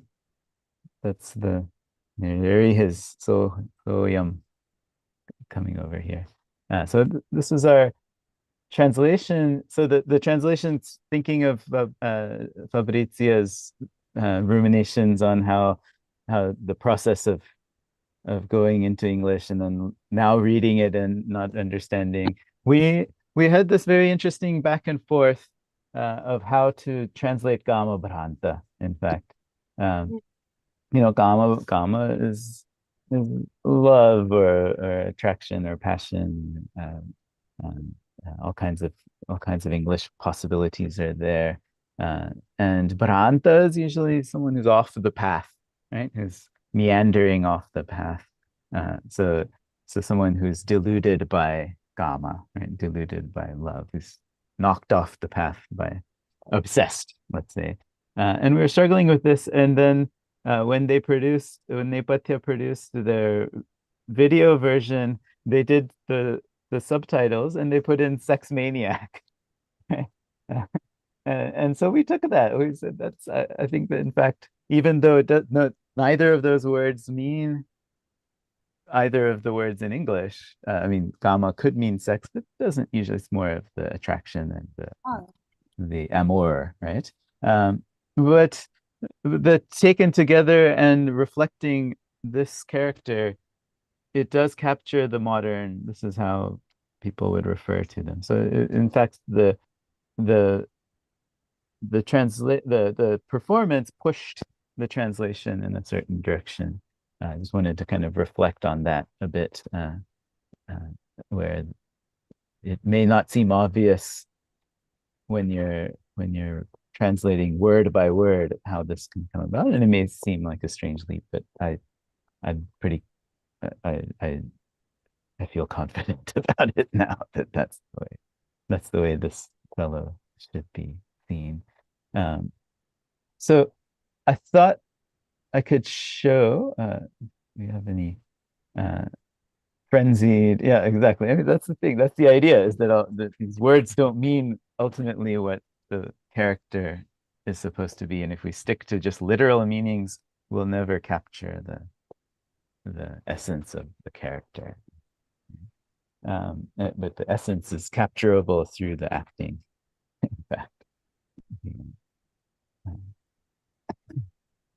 So I can play you their version of this. Some of you have seen it before. I'm going to play it through the presentation.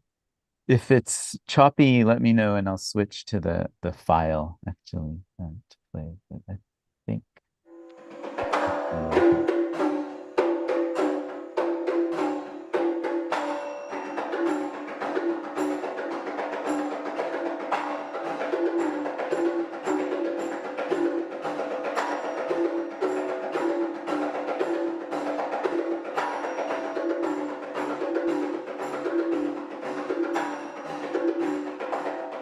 Is it okay? The video?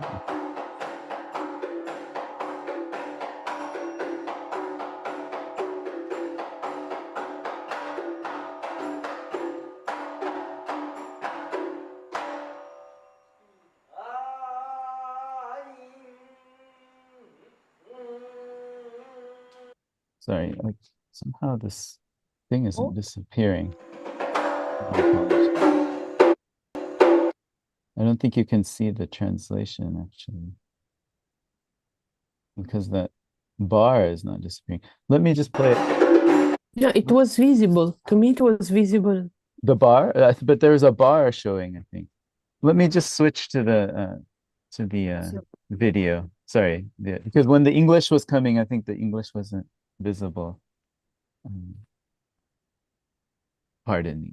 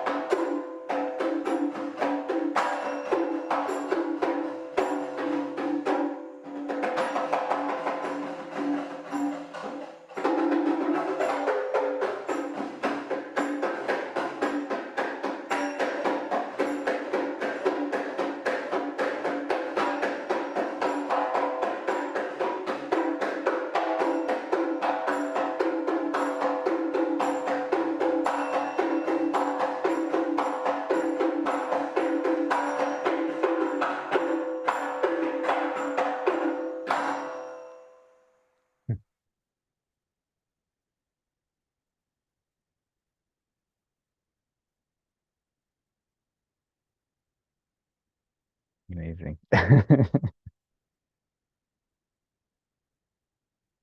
So yeah, so we're fortunate to have Madhuetan and Indu here. You can maybe Elena, if you want to take it over, we can sort of talk with them about how they transformed this one verse into this 20-minute masterpiece, really, of performance. Yeah.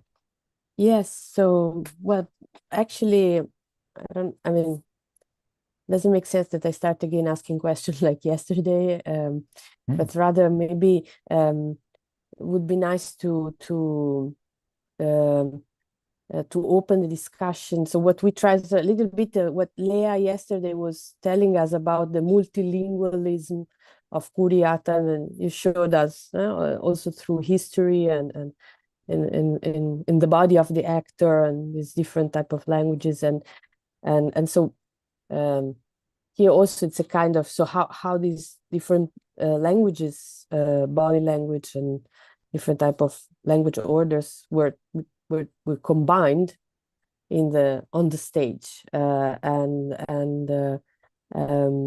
one part of the process, which is just a part of the multilingualism you showed us, is, so to say, was from the Sanskrit to the Atta Prakaram that Madhuetan had created for this specific verse. So of course, bhana, as far as we know, are not part of the repertoire. So just 1 second, sorry. Are not part of the Kuriatam repertoire.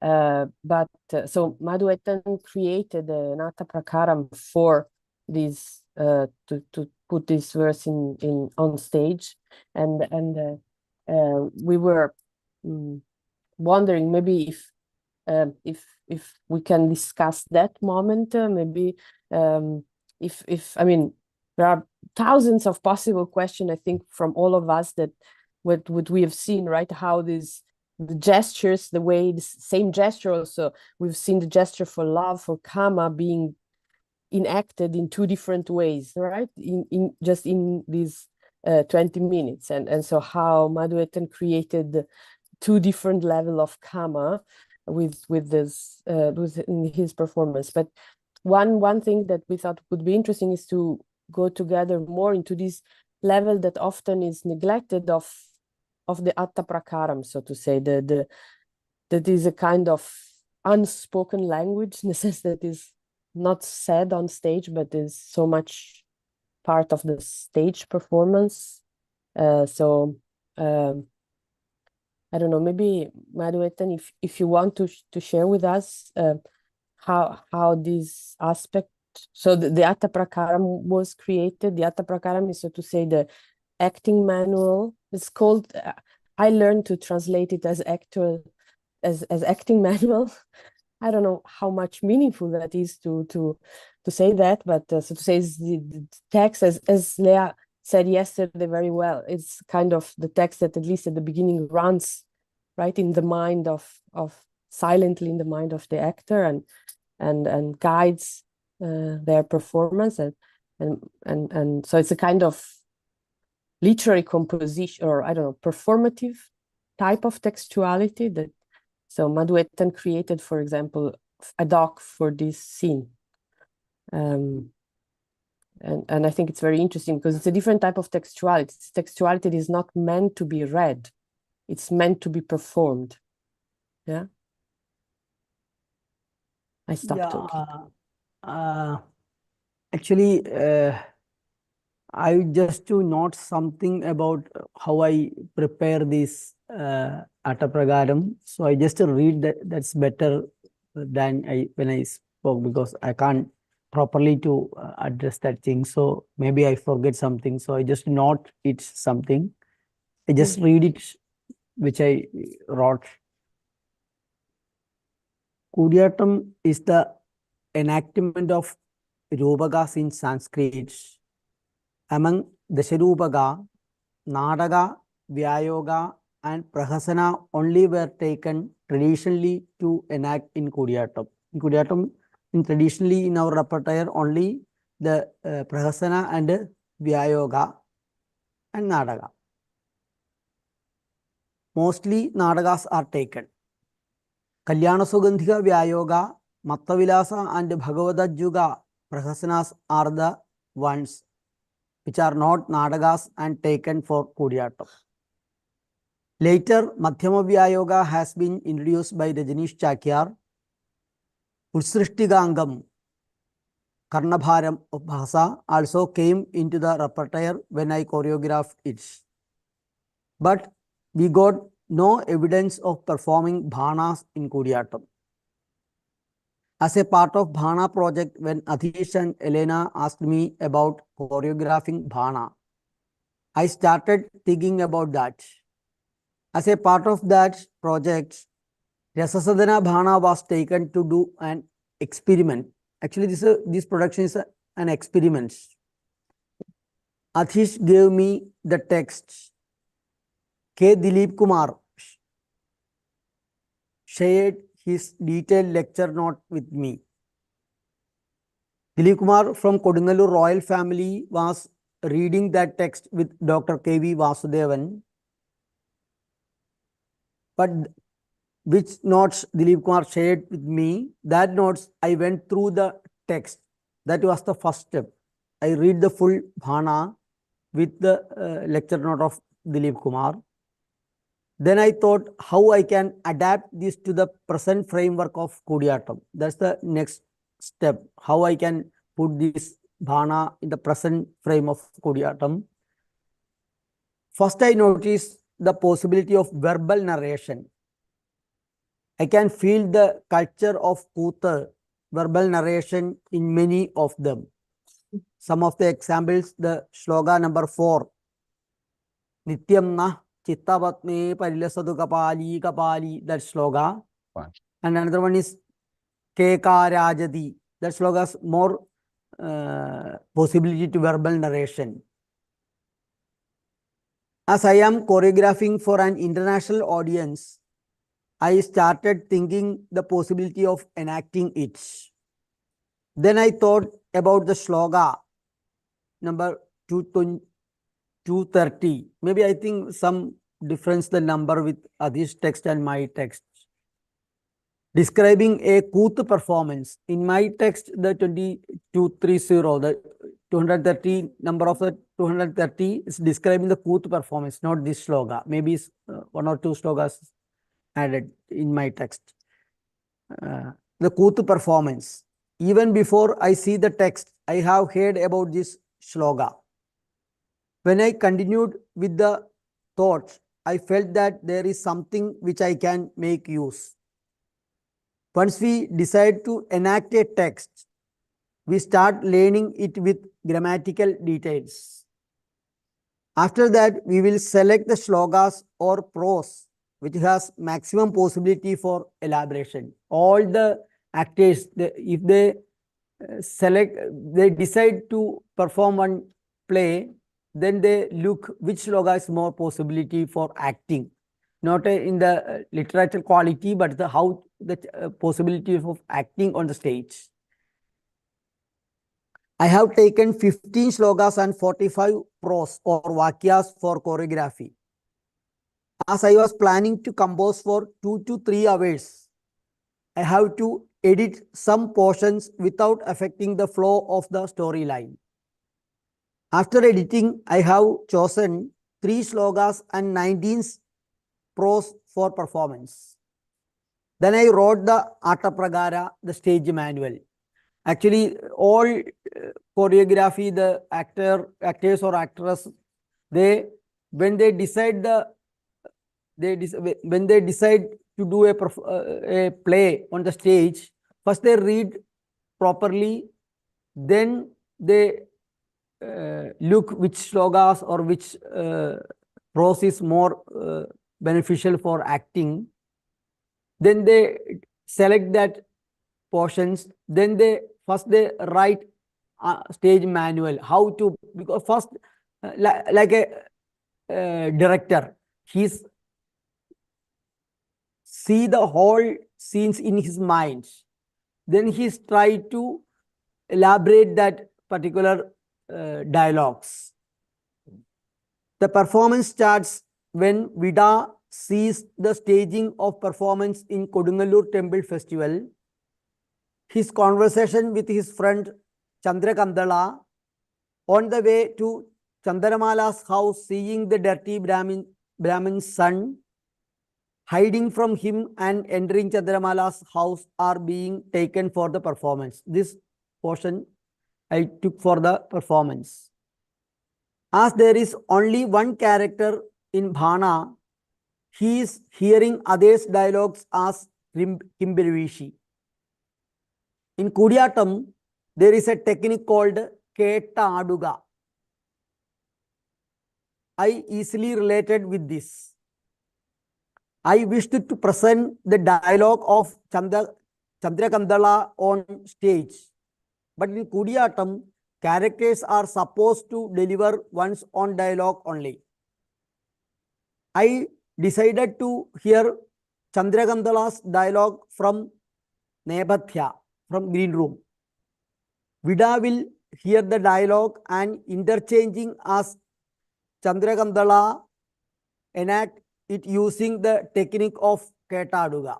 Ketaduga means one character hearing other character's dialogue, then what he say, then he interchange the next character, then he acting as the other next character, then after that he come back, then oh, he said like this. So like this is the structure of Ketaduga. Dialogues in between I edited have been taken as summary through gestures, so that the audience won't feel that the continuity is gone. In Kudiyatam, all dialogues are not treated with the same importance. In this portion, I took 3 moments for detailing. The first one is the context, that saying Darigavatha is being performed on the stage, the shloka, the first shloka, the shloka of that in the Bhana, but there is no mention about which shloka is being enacted. Mentioning only the Darigavatha, oh, the Prabandha of Darigavatha is acting, but the playwright not mentioning about Darigavatha shloka. I decided to enact it by taking the concept from Purana. Dariga, who is arrogant by the power of the boon he received from Brahma, goes to heaven and tortures the gods. Gods along with Brahma go to Mount Kailasa and pray to Lord Shiva to deliver them from Dariga's attacks. Shiva is enraged on hearing this, and out comes from his third eyes a fuming Kali, the goddess. This is the detailing in my performance. I think it's take more than 40 minutes of this, the Kalis from Shiva's third eye. The second one is the description of beautiful lady who is watching the performance. There I use the Keshadipada, head to foot description of Kudiyatam. I added that things, usually in Kudiyatam, the one man see one beautiful lady, then first they describe the Keshadipadam. So I add that technique in this area. And the third one is the description of the dirty Brahmin who is walking with dirty smell and how ladies are driving him away, calling him a sex maniac, which we saw now. So this is the process of my choreography. So as an actor or a choreographer, when I approach the bhana is not easy to present on stage because Kudiyatam treats everything's some level of some kind of high level, even in Hasya also. Yesterday we saw so many Hasya scenes, yesterday's demonstration, but at the same time it takes some level, keep that level. But in Bhana, it's very realistic, the explanation of very realistic things and the normal peoples, not like Ravana or Shankarna. So it's somehow it's little difficult to present, but at the same time we keep the structure of the performance. I think that's I face the main problem to compose the play.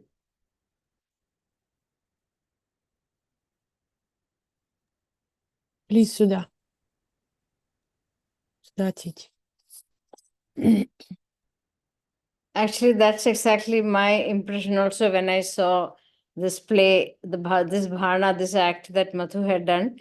I had told him that somehow it is not it doesn't gel with it doesn't do justice either to the bhana. I mean, I'm just being forthright here, either to the bhana or to the Kudiyatam, because there is somewhere something is lacking, and now Madhu has pointed out that perhaps it may be because it is realistic and it's not multi-leveled as Kudiyatam is, and maybe something like a little bit more veiled or ironical, or that might work a little bit, but here it is so direct. So I was telling him that why do you want to superimpose this same theater language into this bhana? Can't we use the language and adapt it? Is there a way? I mean, I wouldn't know how to, I can only say these things, but how to adapt this into another language, another form that is bhana, using the same language, but not exactly reproducing it in the way that you are used to, Madhu, you are used to for Kudiyatam. How to do it? I mean, it's something that I mean, this is what I felt when I saw it. Somehow it didn't work for me at all. That one shloka that he showed, maybe when it goes into more elaboration, or maybe when it goes into other shlokas, it might do better. I think it might do better. This is not to say that Madhu did his best and it was a very good experience to watch the shloka being, but when it think of the form and how it adapts into the theater language, I felt there is something going amiss. That's my first impression. I don't know. Can I also say something? I put the hand there. Please. I thought it was done very well, but No, and rather than but, because it was done very, very well. But it's so refined that it's got nothing to do with the verse, as what Sudha is saying. His style, I wrote it there, the way even yesterday when he was showing us hasya, his hasya is like when Ram laughs, when noble character laughs. He doesn't do a laugh of a vulgar person. He's never vulgar, Kudiyattam, at least in his interpretation. And this is a very vulgar verse. So the two things are complicated. I mean, he reacts like a polite person, one of you, especially a sort of very refined, slightly older person, sees this horrible thing and is kind of shocked by the horror, but is shocked in a way that is not at all vulgar. Whereas maybe we think that because the verse is rather vulgar, we also need something more vulgar, but that's not part of this way of acting, because the vritti, I mean, the style is very refined. It's not something which adapts to horrible things. It's Tullal that I didn't know, I only knew by reading, much more like it. I mean, più cafone, come si dice cafone in inglese? More sort of popular in terms of bad people, not refined people, popular in that way, vulgar. But I don't know. It was done so well that you could absolutely feel that he was revolted by the things.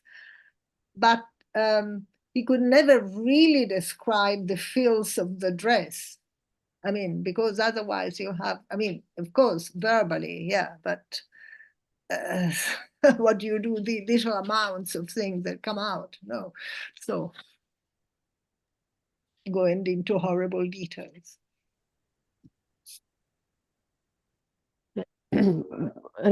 What I found interesting, maybe in also what Madhuetan was sharing with us as an experience, and what also now Sudha was pointing at, is maybe, I don't know if it's it's a question of vulgar or non-vulgar, or it's a question of genre, in the sense of real. Now Sudha Chichi spoke about realism, or kind of realistic tone, and how to create that in Kudiyattam. And what Madhuetan was saying is that's the type of character I was trying to embody. So I was trying to create an Atta Prakaram, this kind of texture for the actor, that to render that.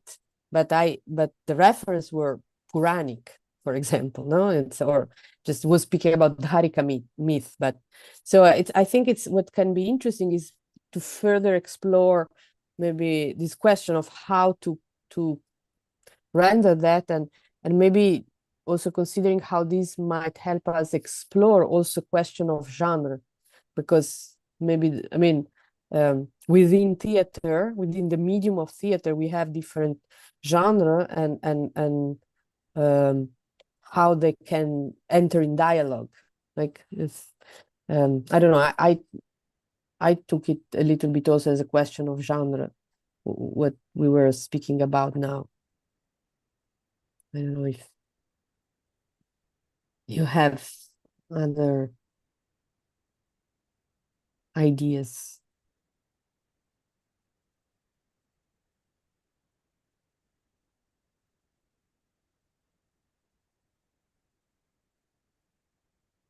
Can I say one more thing? It's not that there is no realism, I mean, whatever, there is no, everything is in an exalted way, nothing like that in Kudiyattam. There are also characters like, for example, Shurpanakha, who has a very, who when in her Rakshasi form, the demoness form, is a very, very, I mean, I wouldn't say realistic. What is realistic in that sense? But it's very different from the normal. I mean, her speech, the way she dresses, the way she conducts herself. It is something very, so one of those lines, not exactly like that, There could be a combination of many of these elements, perhaps. If you, I don't know what Madhu and Indu feel about it, but some kind of adaptation would be definitely necessary for than even the costume. Except for that hair, that crown or whatever, that band that made the whole thing was like Kudiyatam, like is what There also, I feel that there is some kind of disconnect from the from between the language that you use, which is described as very dignified, and which is right. You can't just take that kind of dignified form and superimpose it into a very different kind of form, which is meant to be differently looked at, I think. I think. I don't know what Atish and Elena, who did it, I don't know what both of you feel. Elena knows both the other language extremely well as also. Actually, I have a feeling that what is happening is that I never felt that the Brahmana Putra is not on the stage. That is the problem. Actually, everything is being interpreted in the perspective of Vida. And we discussed a lot between us that what kind of a character is Vida. And I remember that Madhavan says that Vida is a character who is not at all involving in this business. Actually, he is a spectator or catalyst or something like that. So if we are presenting the character of Vida on the stage, this kind of vulgarity is not possible. And of course, it is not true that Kudiyatam, in all kind of treatment of characters, Kudiyatam is not so noble. When Kudiyatam handles Vidushaka and the different layers of criticism to the world order, and when the Parasharya explaining the marketplace, or when the Shurpanakha comes on the stage, there we can see this vulgarity or comment on this vulgarity. But the thing is that the character of Vida is not so efficient to make this vulgarity on the stage. If we need that, I am sure that there are some if the Brahmana Putra comes on the stage, of course, we can do that in the costume. But with the Vida, how we can do that is my doubt.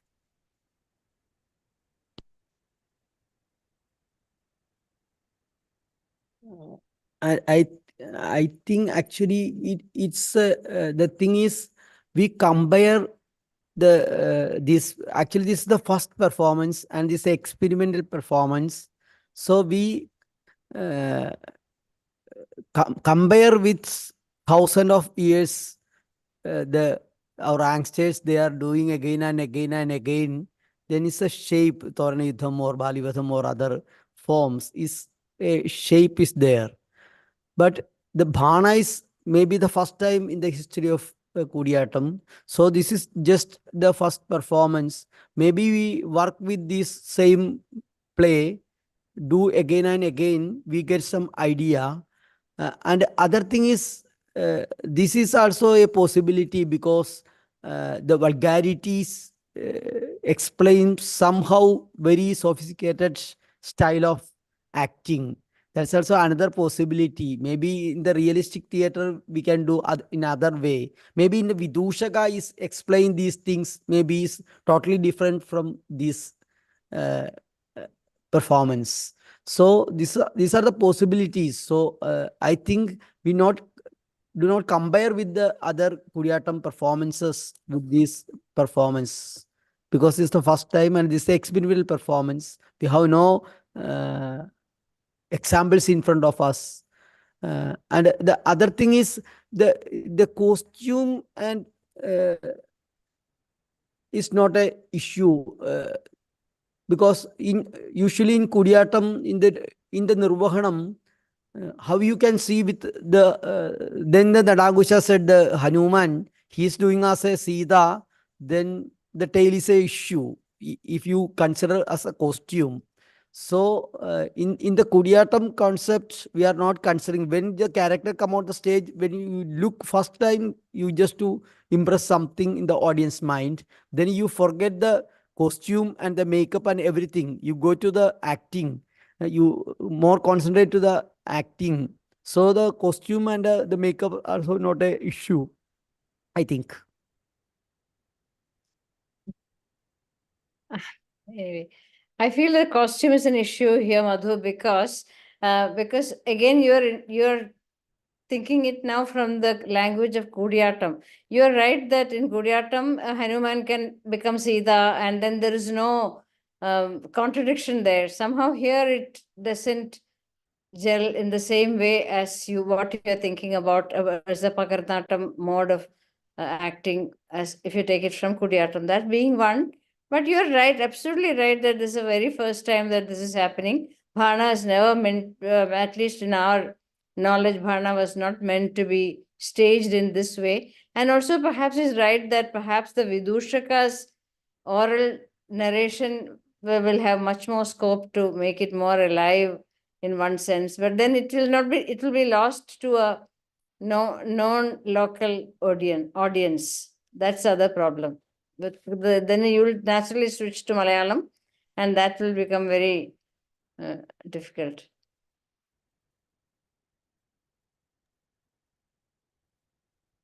Yes, Talia, please.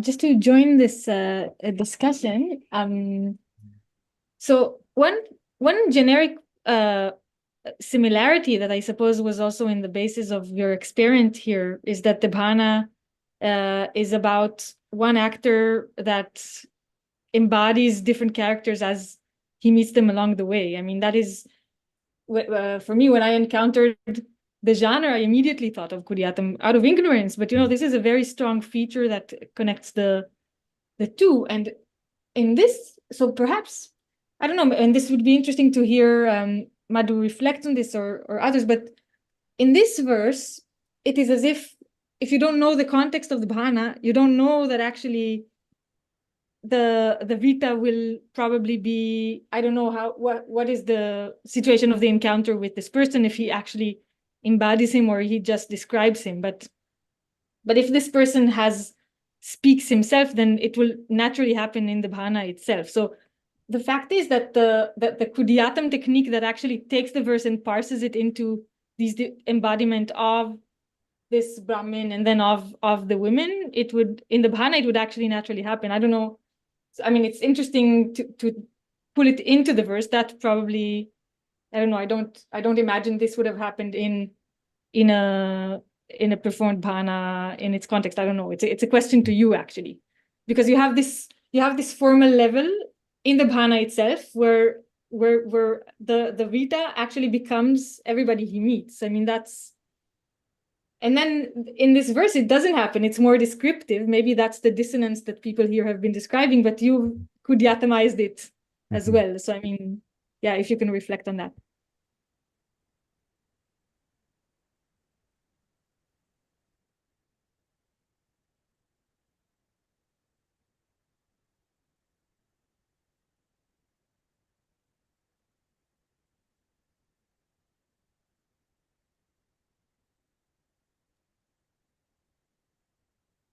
Oh, it's muted, I think. Yeah. Yeah. Sorry. I think usually in Kudiyatam, the Pakarnatam is there, interchange the another character. But the particular sloga is already established by the poets, by the playwrights. How is the Vida is the Brahmin's boy, how it is. Then I tried to the reaction of the Vida when he see the Brahmin. At the same time, I am trying to interchange the the women's, they are try to avoid him because this is now we see only one shloka from the performance. Yeah. The main performance is going on, that's Dariga's issues and the Chandagandala's dialogues are there. We are seeing only the 20 minutes performance. And in Kudiyatam, is not every shloka is not like everything is not detailing, not detailing. Some shlokas is just to describe the things. Some shlokas take more detail.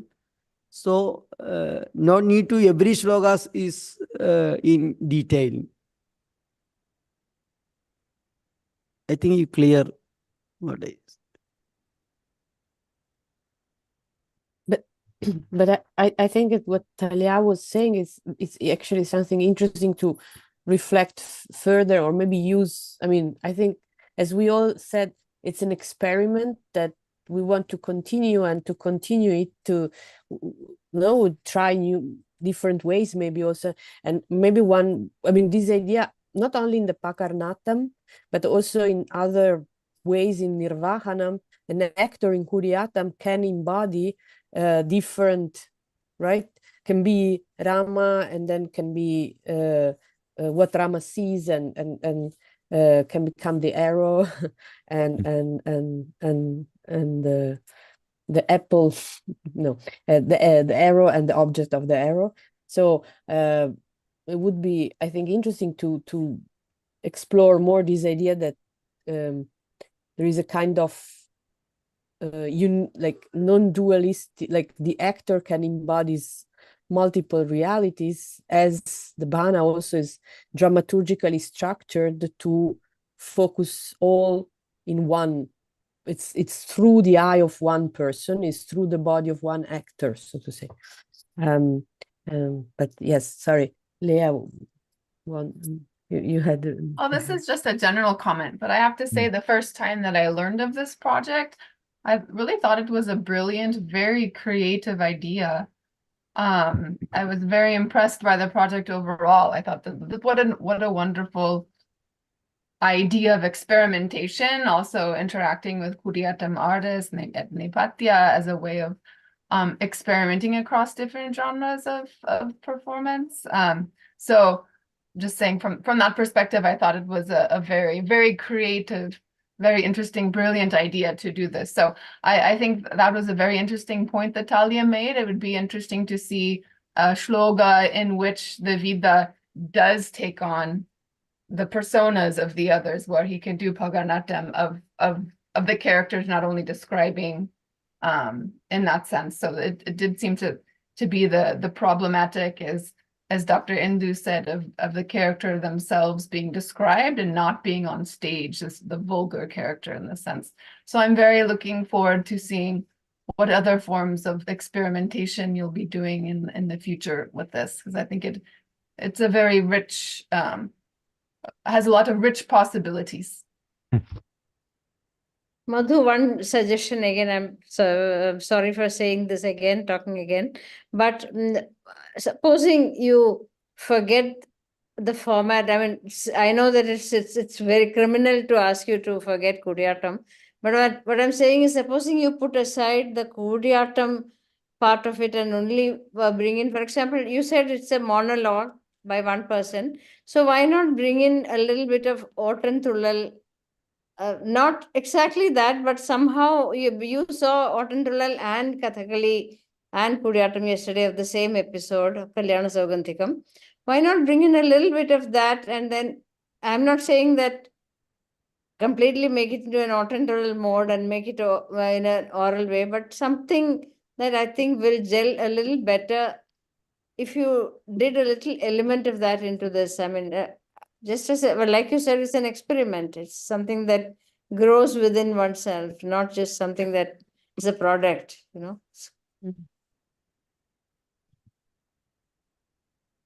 I have a question, if I may. I think he wants to respond first. Yeah. Jay, sorry. I think, yeah. Madhu, you can just keep the audio on. It's okay also. Yeah. Yeah. Yeah. The actually if our project is trying to a bhana through a Kodiyatam stage, if it is a contemporary theater, then we can think about some different forms, styles to add these things. But now we try to how it is, because the Kodiyatam is the Sanskrit Rupagas using for performance. So how it is happening on the stage as Kodiyatam, not a contemporary theater or not a new productions, is how it is present on Kodiyatam. So we try to like this. Maybe if we think as like a contemporary production, we can add more things like Thullal, or maybe we can add the Vidushagas things in English. Why we do in Malayalam is a contemporary theater, when we can speak in English the explanation of the Brahmins through English. There's a possibilities there, but this project is we try to how it is present a Bhana text on the stage through Kodiyatam. Only because of that we strictly do like this. I think Daniele had the hand first, and then Jay, if that's okay. Yeah, no problem. Yeah, so, sorry, I was still in his okay. room, just to save electricity and everything. But you're violating the one actor rule. No, I was just thinking about translation from yesterday, and that's, I think, the most interesting bit that I gathered as a takeaway. And also, I feel like it came up again based on the discussion that we've been having. But now it's not only about translation between different languages, but translation between different genres, right? And I think it would be something so interesting to keep in mind as we look into this experiment a bit more, because I think that's the time when we get the questions how, about fidelity to the original text, or the how, what kind of expression we want to keep, we want to highlight, we want to, play it down and things. And it's just a comment. So first thought.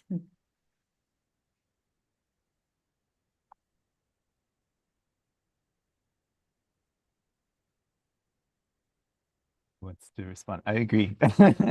Yeah, thanks. Yes, I think. But Jay, that's the good thing. Please. Yeah, I was wondering whether it is relevant to ask from which perspective this whole presentation is being made. So we know that the author has described things, and not that he is the characters he presents to us.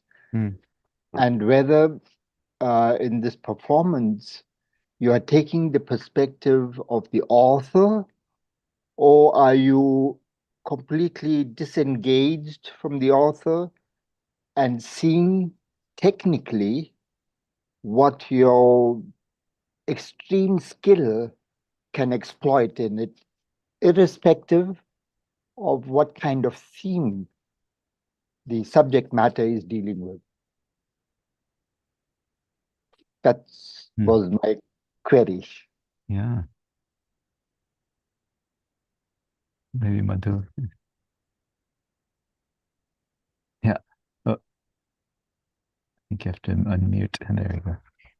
Actually, I am not answering that, but my view is that as Talia discussed the same, and there is both. Actually, in some shloka, you can see it where the narrator is interchanging the character.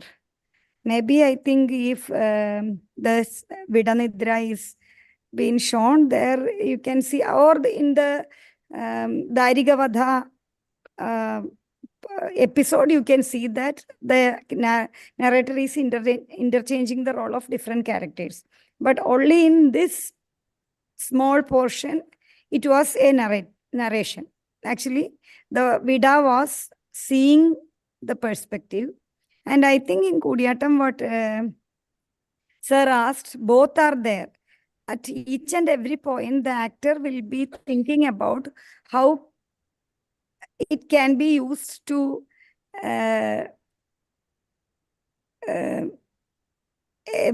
express much more of his ability. And at the same time, the context and the character and the play is very much important. That is what the only thing is that the actor might not be looking into the verse as a reader or a literature lover, but as an actor, how my ability of acting can be explored through the verse. And in the case of the context, I am sure that if you see some other context where the Vida is interchanging the role as the Brahmin boy or somebody else, or the courtesan, then you can see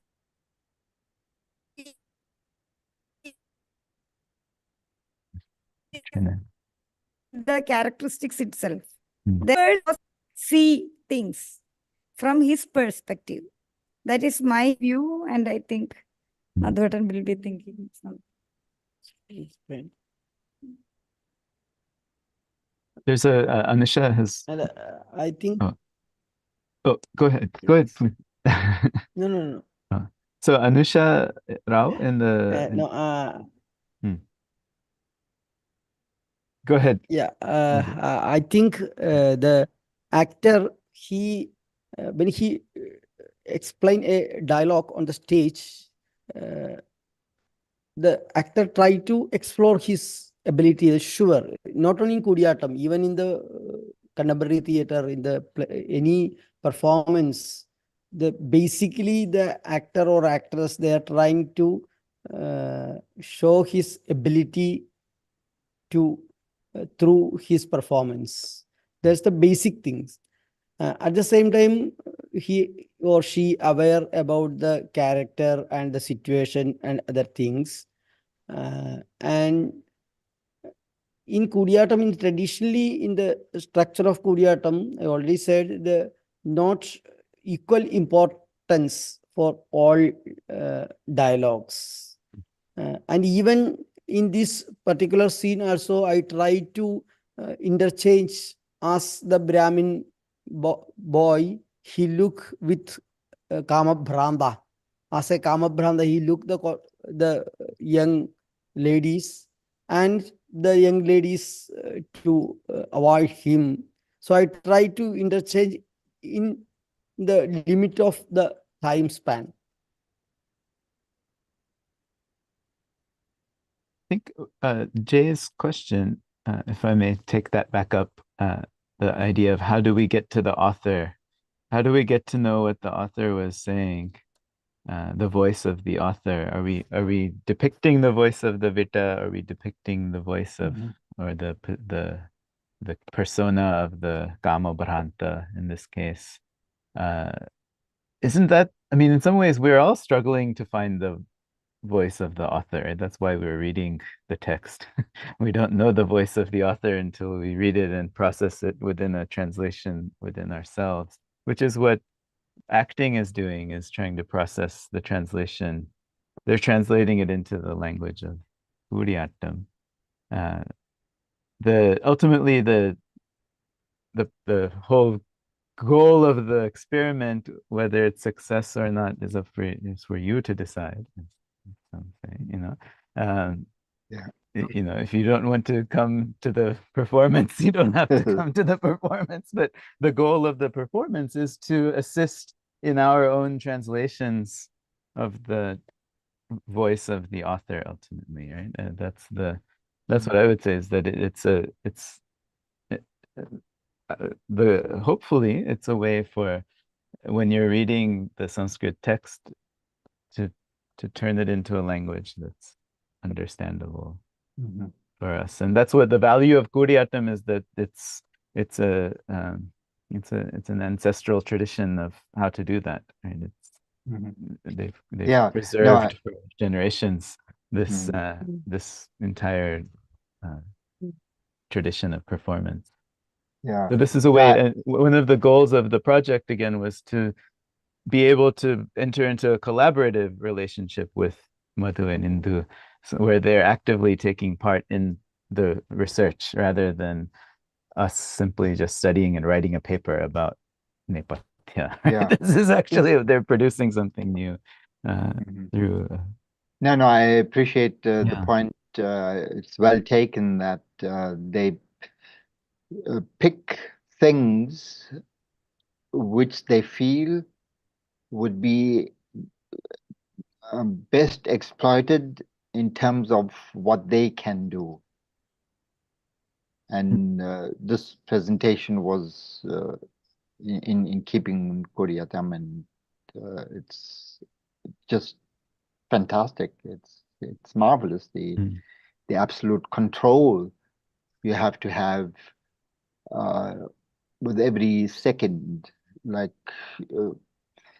there are no other characters in here, but on the stage, if there are other characters, the other character also plays an important role for the one who is actually at the point of presenting his role as a.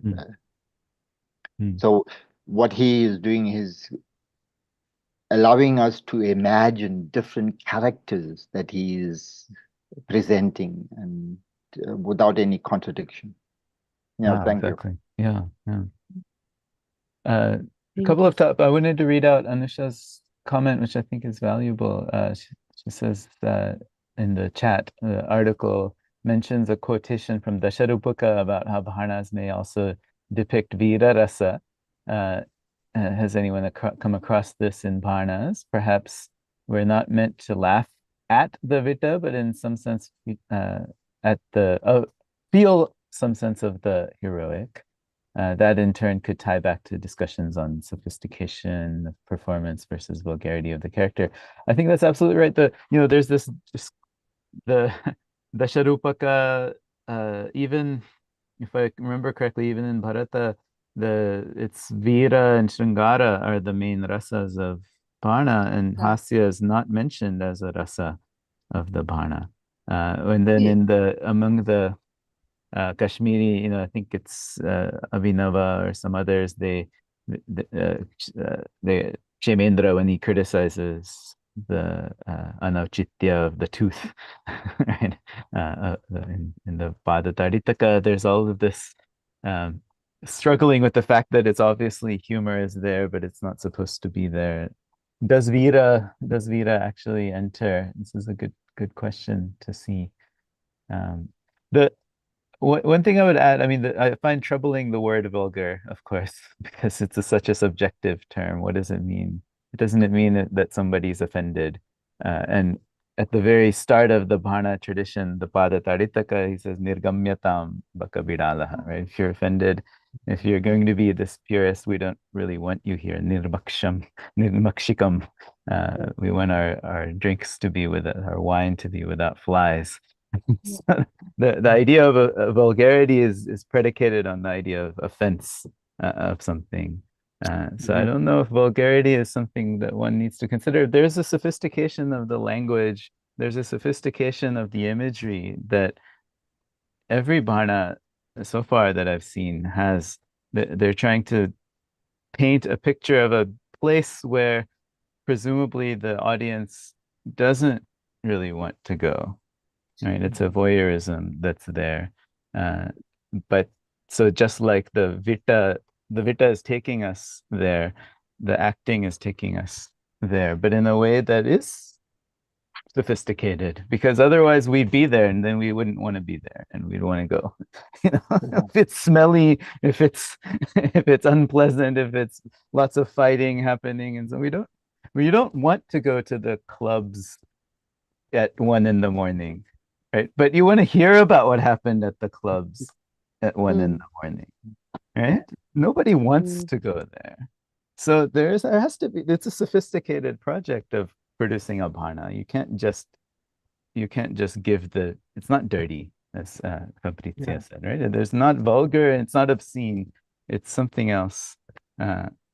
that a group of us had done a German translation of the Prahasana Bhagavad Ajukam. And it was presented at the book fair in Frankfurt when India was the guest country. And in that case, it wasn't a performance as that in that sense, but the vocalization is what the performance is. Actually, it was a play reading, and one tries to present the character through your tone. There's no room for movement or anything, but your intonation and your expression for those who are nearby who can see it is what transfers the content of what you are performing. Yeah. I would. Yeah. Please, Yes. Fabrizio, yes.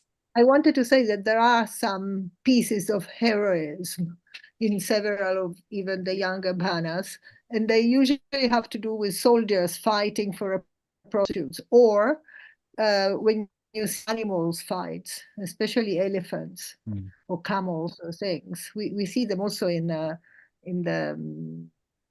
miniatures, much later. I mean, more or less the same time, from the 1500 on. 1600 on. And it's a kind of heroism. Here, I think I've only seen it between soldiers. And also, of course, is animal thing. So there is, but it's very small. And there is in the narration of the Vita who says who are the Vitas, those who were very good fighters. In Padataditaka, for instance. That's there, yeah, but it seems to disappear in actual in the actual tradition. In some of the younger ones, it's only when men fight about courtesans, and they fight with swords, and they hit each other somehow. They wound each other. The other, so Suhas in the chat, yeah, David, definitely thank you for the old article. Of course, it was important, seminal for me. I mean, everything. You were my first Sanskrit teacher, as I mentioned yesterday. So there's so much that this is now cultivated and turned into this. But Suhas mentions an important question. I was wondering what the prototypical bhana was for the authors of the 100+ early modern bhanas. Was it Chaturbhani? It's a good question. What were the bhanas they're reading?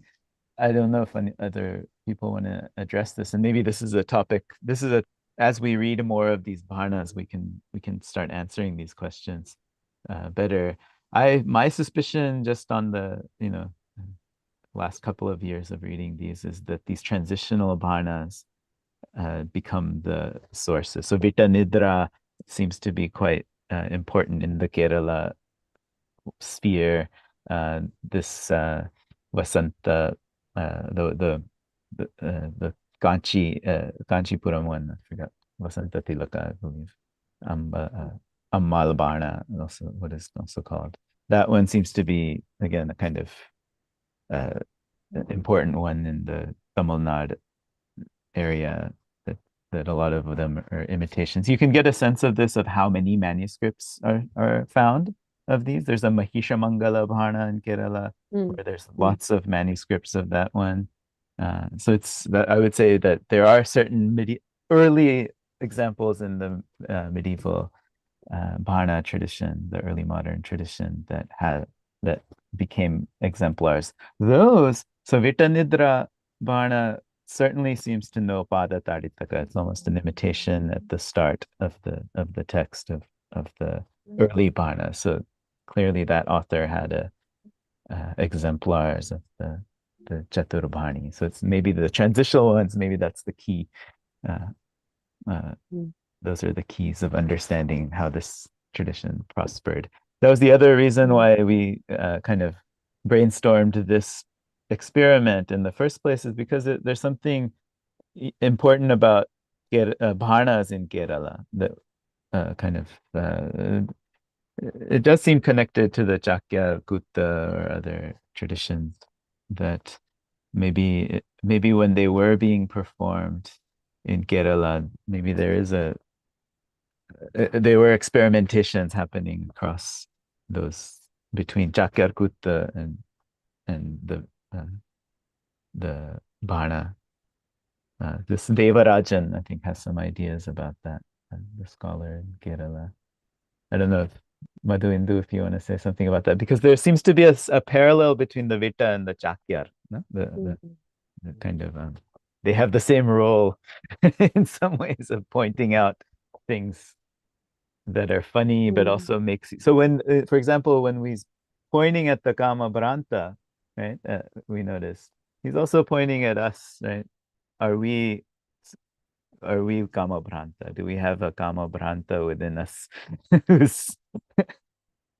Right? There's which is what the Chakyar in the Kutta is doing. Right? He's pointing at you. What is it that you are hiding? Maybe you want to speak more of that, Madhu. I don't know if I've said the right thing or not.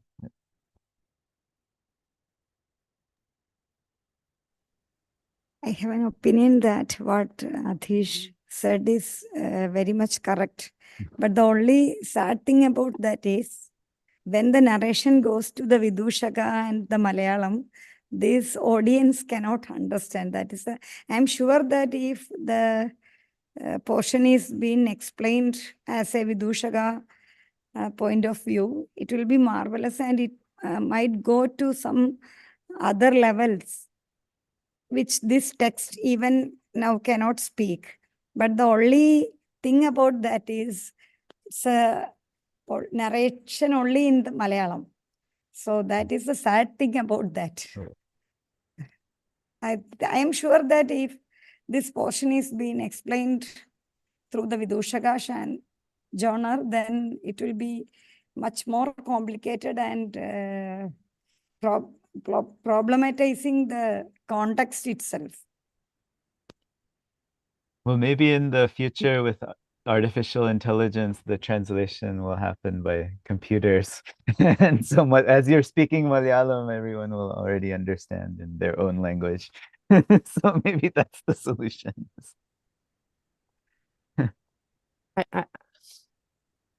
I hope not. The other thing I wanted to say is that, sorry, can I say something?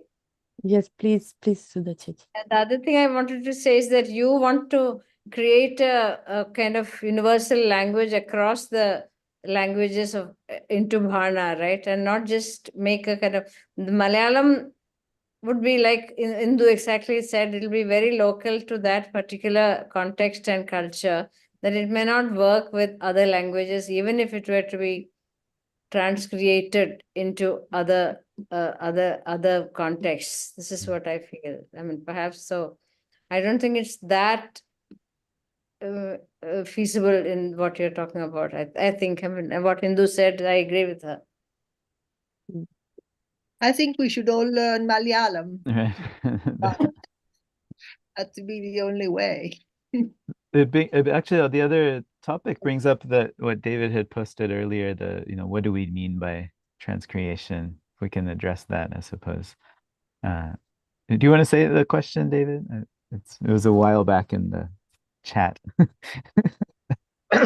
Yeah, I was, what made me think of this was the last time I heard it used was Bilal and all those, what seemed like thousands of volumes, tiny volumes of Mahabharata translations.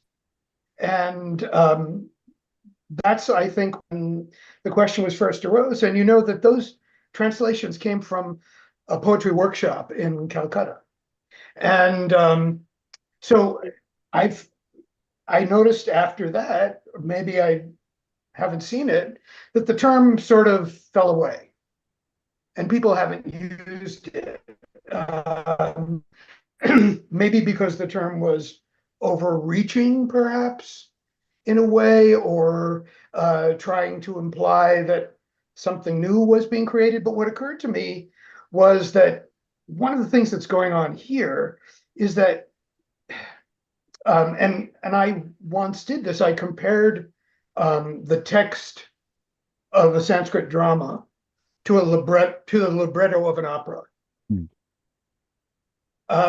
So we can do these incredible translations that are vivid and literary and evocative of Sanskrit literature or vernacular literatures. I also just wanted to mention, since I'm talking now, that probably some of us have had the experience of attending a Kudiyattam performance, seeing the beauty and the slow exposition of the Sanskrit verse. And then when the Vidushika comes on and it switches to Malayalam, you know, we had some friend sitting next to us who was whispering in our ear, trying to translate the Malayalam, but it was so full of contemporary political and local references that, you know, we got what it was about, but we didn't think it was funny necessarily because we didn't know the context. So, I mean, a transcreation, it would seem to me, would have to take into account a lot more than simply language, and even language and original context. So a transcreation has something to do with that idea that, I mean, for me, that I presented earlier, which is that every generation needs to have new translations, and we can call them transcreations. Yeah, no, I appreciate that a lot. In the article that we did, we kind of dug through Purushottam Lal and that whole thing. The idea really was because of the intranslatability of humor, right? There's something particularly impossible about translating humor without having to explain the context, and in which case the humor is killed, right? If you have to explain a joke, it's not a joke anymore. That's the premise of the joke, is that you don't have to explain the joke, otherwise it's the joke. So there has to be somehow not simply translated, but translation plus something else. So not simply just turning the Sanskrit into the English, but having a video next to it that you can play. So I mean, that's literally in the article, that's what we proposed, was kind of web-based translation next to, with a YouTube video with what you just saw next to the verse, so that you get a visual impression of the humor of the verse without a footnote that explains, well, kama means this, and 3 different meanings of kama, and branta means this, and we can see kama branta with these 2 different meanings. If one has to explain that with a lecture, it's not funny anymore, but presumably one can view the film and you laugh when Madhu goes like this, and the humor of it gets translated simply by the body.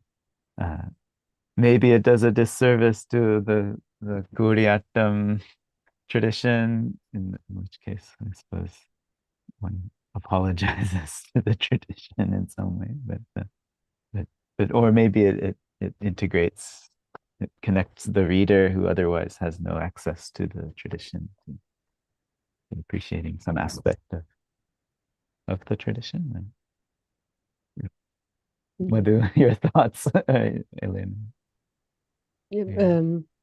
Well, for me, just briefly, for me, the thing of this experiment is what is interesting, and again, I want to say, I think it's the first step. So we should experiment in also different paths with Kuriyattam, but like it's just the beginning. So, but for me, the interesting thing is the fact that it forces us to think of translation as a way to bridge from, not as we all saying, but how to do it in concrete, from not just one language to another, but from medium. I mean, not just from one language to another or one medium to another, but how can we think of cultural product? I hate this word, but a cultural item that combines different type of media, right? So so to say, so not that we try to find one translation that works, but that we use the fact that we can see and hear and read, and the style of an academic article allows for certain things, but not for others, and a video of a performance allows for certain things and not others, and can we create something that brings the two together, and so can we experiment with these kind of like a kind of course inspired for me from Kuriatam itself, which in itself is a multimedia kind of texture, right? And enhancing that by like the video, like a that you can, I don't know, click on the text and see Madhuetan. I don't know. Yeah, so that's for me this. Yeah. By the way, and I fully agree. Sorry, that it's a transeunte. It's a fleeting. It's a volatile. It's a time-bound exercise. Like I don't think anybody can create the final. So what you were saying about it's a generation. I mean, then you said also, what is a generation? Very good question. But I conceptually agree that every generation will create, should create, shall create, because it's a living animal, so to say. Yeah. I was gonna say, by the way, I want to try the same experiment, but with stand-up comedians, right? Give them the text and have them transcreate it through a different performance element as well. So you can have the option of traditional performance versus the comedy. Voila. You know, yeah. In the video we had, the interviews we had done with Madhu, I think he made a very important point that the traditional performer is not a clown, right?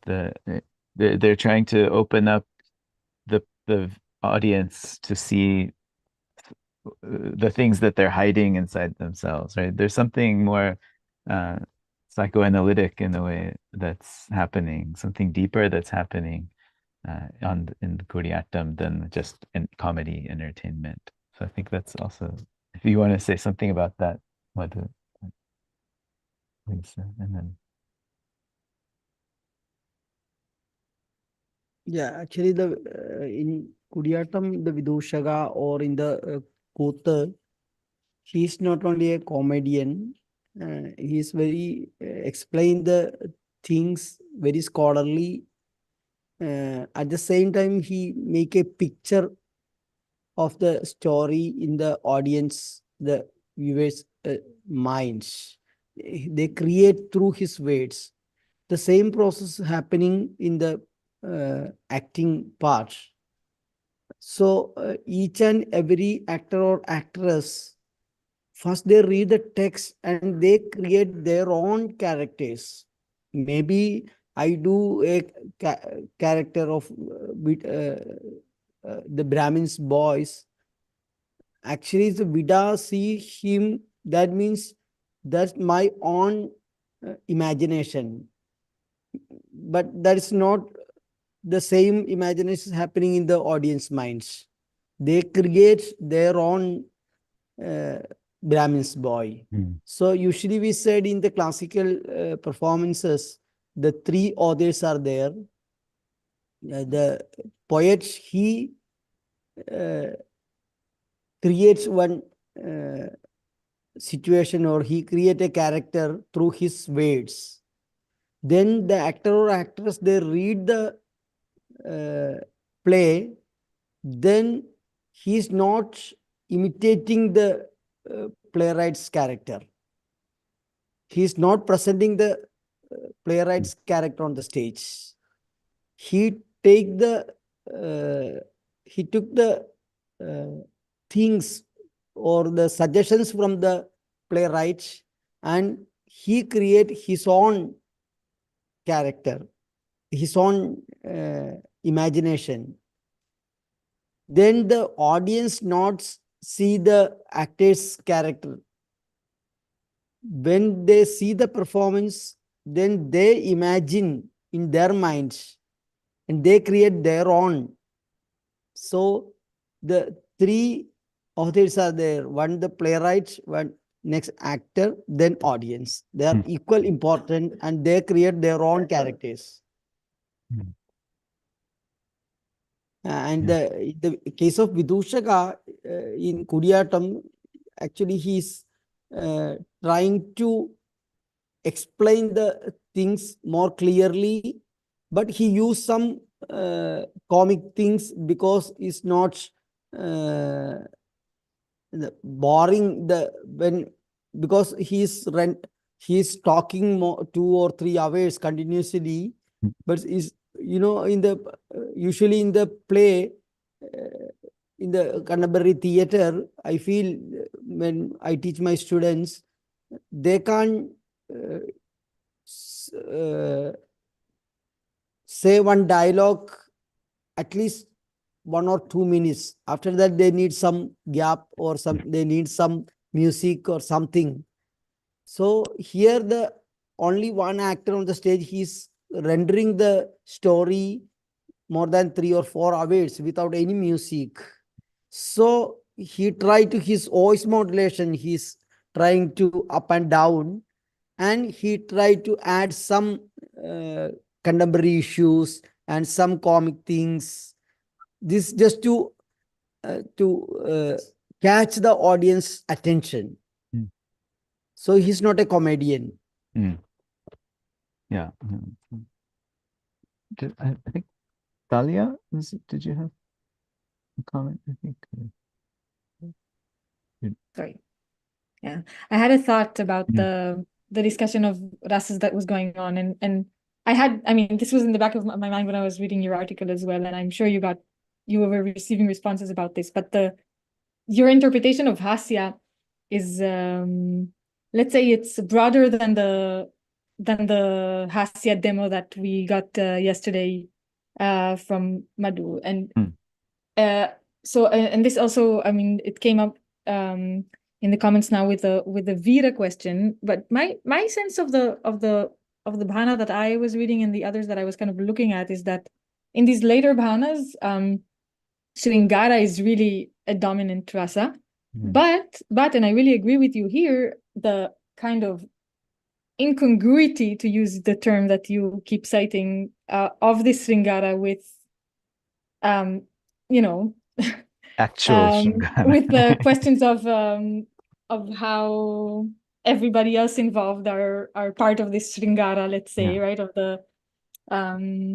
the subjectivity issues, which, by the way, I mean, this again is why I thought this experiment is actually, I mean, the way in which Kudiyatam always makes one wonder, is this an intersubjective universe? Is this only in the actor's mind? I mean, this is all questions that the kind of irony that you keep bringing up and the kind of irony that the bhana specializes in, it's present in every verse, in the one that you were enacting as well. And so this is a question about this type of hasya, so also a question to Madhu and Indu about, I don't know, the kind of rasa involved in this, and to you guys, I mean, in what way in this hasya, and how do you see that? Yeah, I can take some of it. So I mean, I think there needs to be an expansion of hasya to capture actual hasya, actual humor. This is something I've been working on more. I think the more that we read different bhanas, we'll get a sort of multivalence of what people found to be humorous and what was the value of humor in different contexts, because it's so topical, right? Because it's so localized. Every bhana author, I think, has a different approach to the. But is this humor? Because I don't know. I mean, there are certain moments that I'm not sure are meant to be funny, even. Like the verse you open with all these heavy shleshas, or I mean, or even there is this kind of darker irony involved, like in the verse that the experiment was. I mean, it's like this dark irony in the sense that this guy is appalling, and the way the transcreation kind of fleshed out the kind of clash of will in this that's built into the bhana as well. But I mean, do you still work with humor as a category? Because that I was kind of unsatisfied with. Can just I agree. I mean, we had this conference on irony, humor, satire in Groningen in July. And as now I just tell you the title of the conference, which is not exactly what I said, but something like that. You see that we piled up a series of terms. So of course, I mean, and we say humor, and I mean it's yeah. I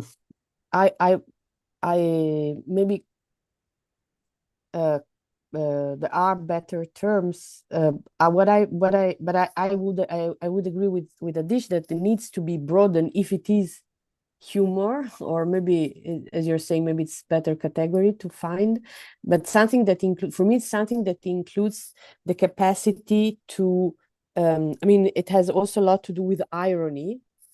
I would have used, I think for me this term works actually a lot in many cases, because it's also about capacity. So this dark humor, you said, like this, the possibility to not make you laugh, but make you reflect to this, also this kind of challenging, can challenge society or societal norms, and but also that for me irony has a capacity to work on the borders, on the margin, so that there are elements that actually brings you to a space where it's neither nor, it's both, right? Like it's laugh and pity, and it's it's disgust and and karuna, like, and this is what, for example, we saw yesterday also, and Adish was high pointing at that out, that how Maduetan certain, so that there is this is for me the interesting thing that irony can do, for my opinion, and is this to bring to the margins of the elements, so not so much the laughing stock, but the unsettling. Yes, maybe this is the thing for me, the unsettling aspect, that it's something unsettling or uncomfortable. Yes. And Fabrizia? Fabrizia? For Talia's Yeah. question. Yeah. Actually, I have an opinion that Madhavan has already said the answer for Talia's question, that actually the hasya is the what you mean by hasya.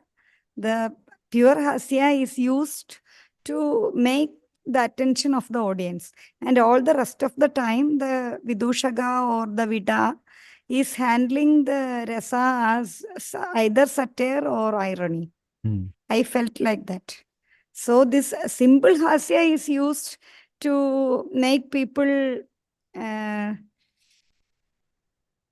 get away from their bored situation or something like that. It's only attention seeking element in vidushaga, the simple hasya.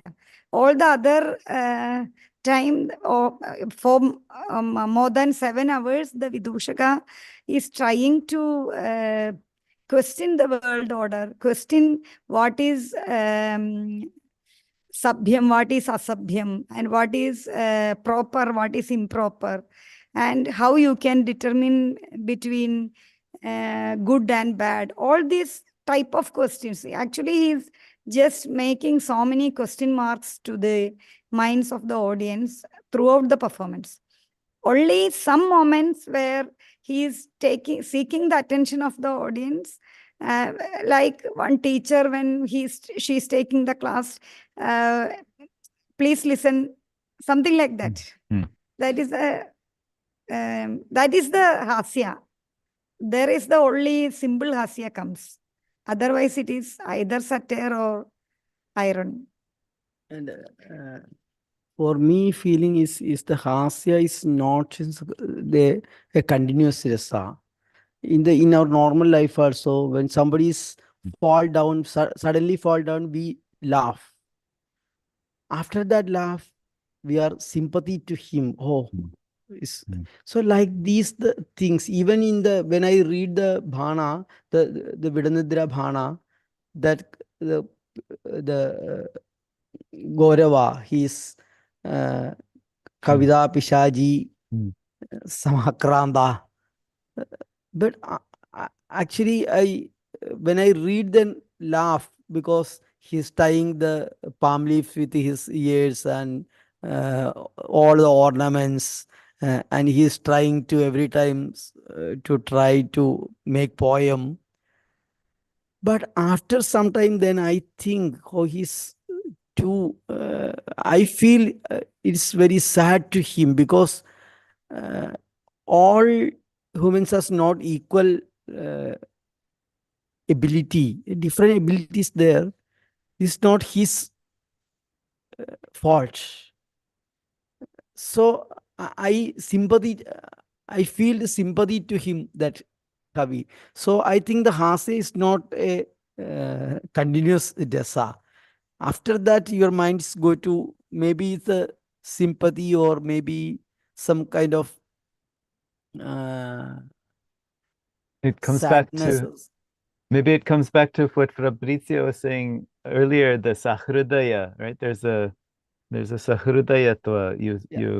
You understand the person, that there's an understanding, a common sympathetic that you were saying earlier, right? That was, Fabrizio, do you want to add a comment onto that? Oh, I think you're muted, I think, unfortunately. We can't hear. He mostly replied to everything, but there's one thing that perhaps I can reply to Talia. It is that, I mean, I think that in all of Sanskrit literature, the real love is Vipralamba Shringara, and the Sambhoga Shringara is shown very little because it's supposed to be funny. So you should not talk about it because it's, one, is impolite. Two, everybody knows what it is. And three, if you talk about it, it makes people laugh instead of making people think that there is a Shringara thing in it. That is my feeling. I may be totally wrong, I may be too old, but I think it is that. But I mean, it is more erotic, so it makes you laugh because it's not something that you usually talk about in public. So when you talk about it, it makes you laugh because it's totally inappropriate somehow, I think. But Sambhoga, not Vipralamba. With Vipralamba, you see all the signs that you have, whereas in Sambhoga, you only see what happens before and what happens after. You never see the act, but you see the scratches, you see the unhappiness before because it's not happening, but it's never really spoken of. Now this happens. Whereas if you read tantric text and the yogini, everything is described in very graphic detail, completely different. Sometimes, not always. Only in the yogini parts. End. Yeah. So other thoughts, questions? I think folks are starting to trickle away. It's very late in India, 12:30. It's now the 19th already in India. So maybe if across the day. Yeah, we can offer some final thoughts, I suppose, or impressions. Most of us here now are have been through the starting to read Upanishads,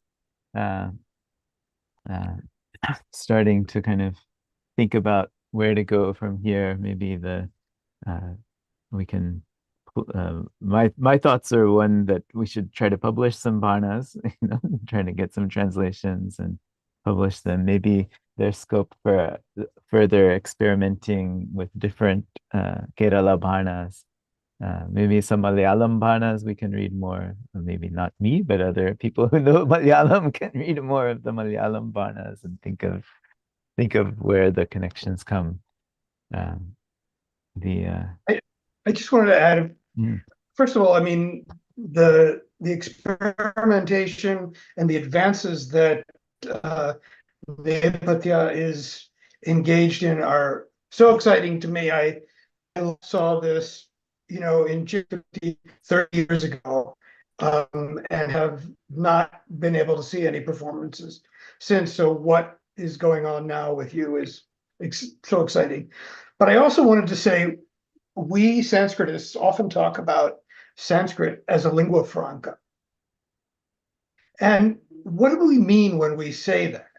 And if, you know, it has been in the past so often restricted to certain kinds of literature, epic, you know, kavya, story literature, things like this. And there's so much that hasn't been worked on that would greatly expand for ourselves, to people in South Asia, to the world, about what we really mean when we say it's a lingua franca. There's so many different areas of experience that that are represented in Sanskrit, and I think that your work on the bhanas is just really exciting.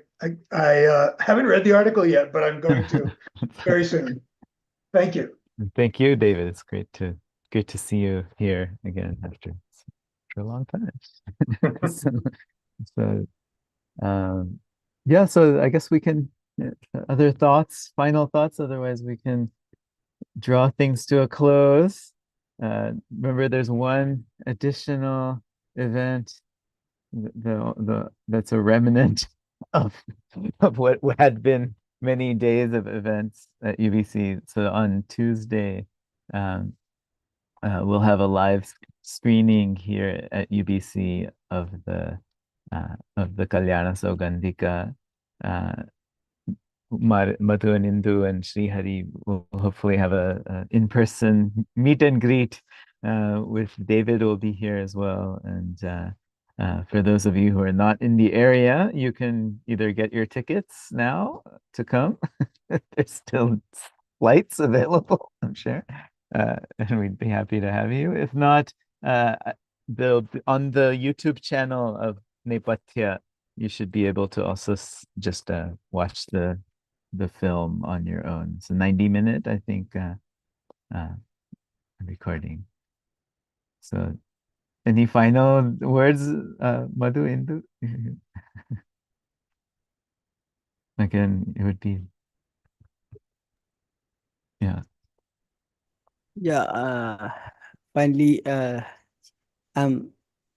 wish to thanks to Adish and Elena for take this risk, because now the peoples, they are more thinking about what is the benefit for our career or other things.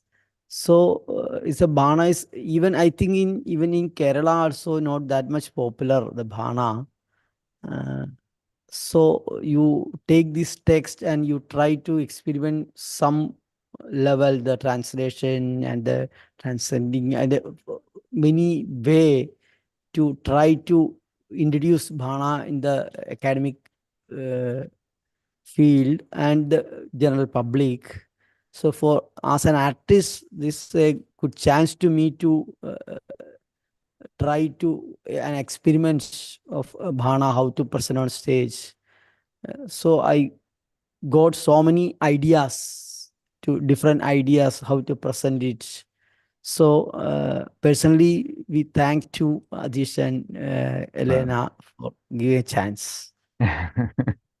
Well, thank you for giving us a chance. I would say in the other direction, actually. You have far more important things to do than do this kind of experiments, and so we're flattered and humbled. Yeah, I just want to join Adish and saying that yes, I'm I also personally thank you for taking the time and experiment with Bhana and with us and be patient with our struggles to understand. Yeah. I mean, to navigate in the universe, as we said many times. So, yeah.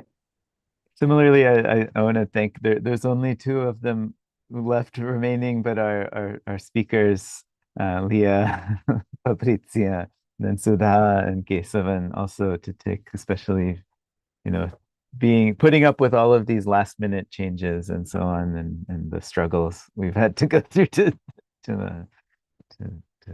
make this event happen. Thanks also to the Bhana Club for joining us. We're looking forward to doing interesting translations in the year or two to come. And then we can finish the project and do something else. Move on to the next types of prahasanas after that. Thank you. I really enjoyed participating. Yeah, no, it's wonderful to have you. The presenters, I've already presented Thanks. to you the idea of maybe putting together some kind of special journal issue.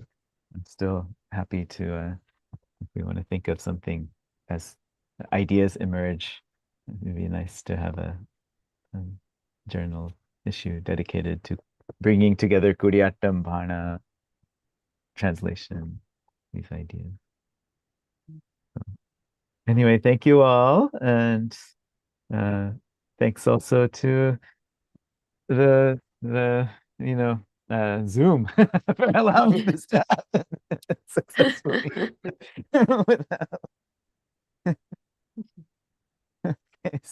Punarmilamaha. See you again. See you. Thanks. Thank you. Thank you all, really.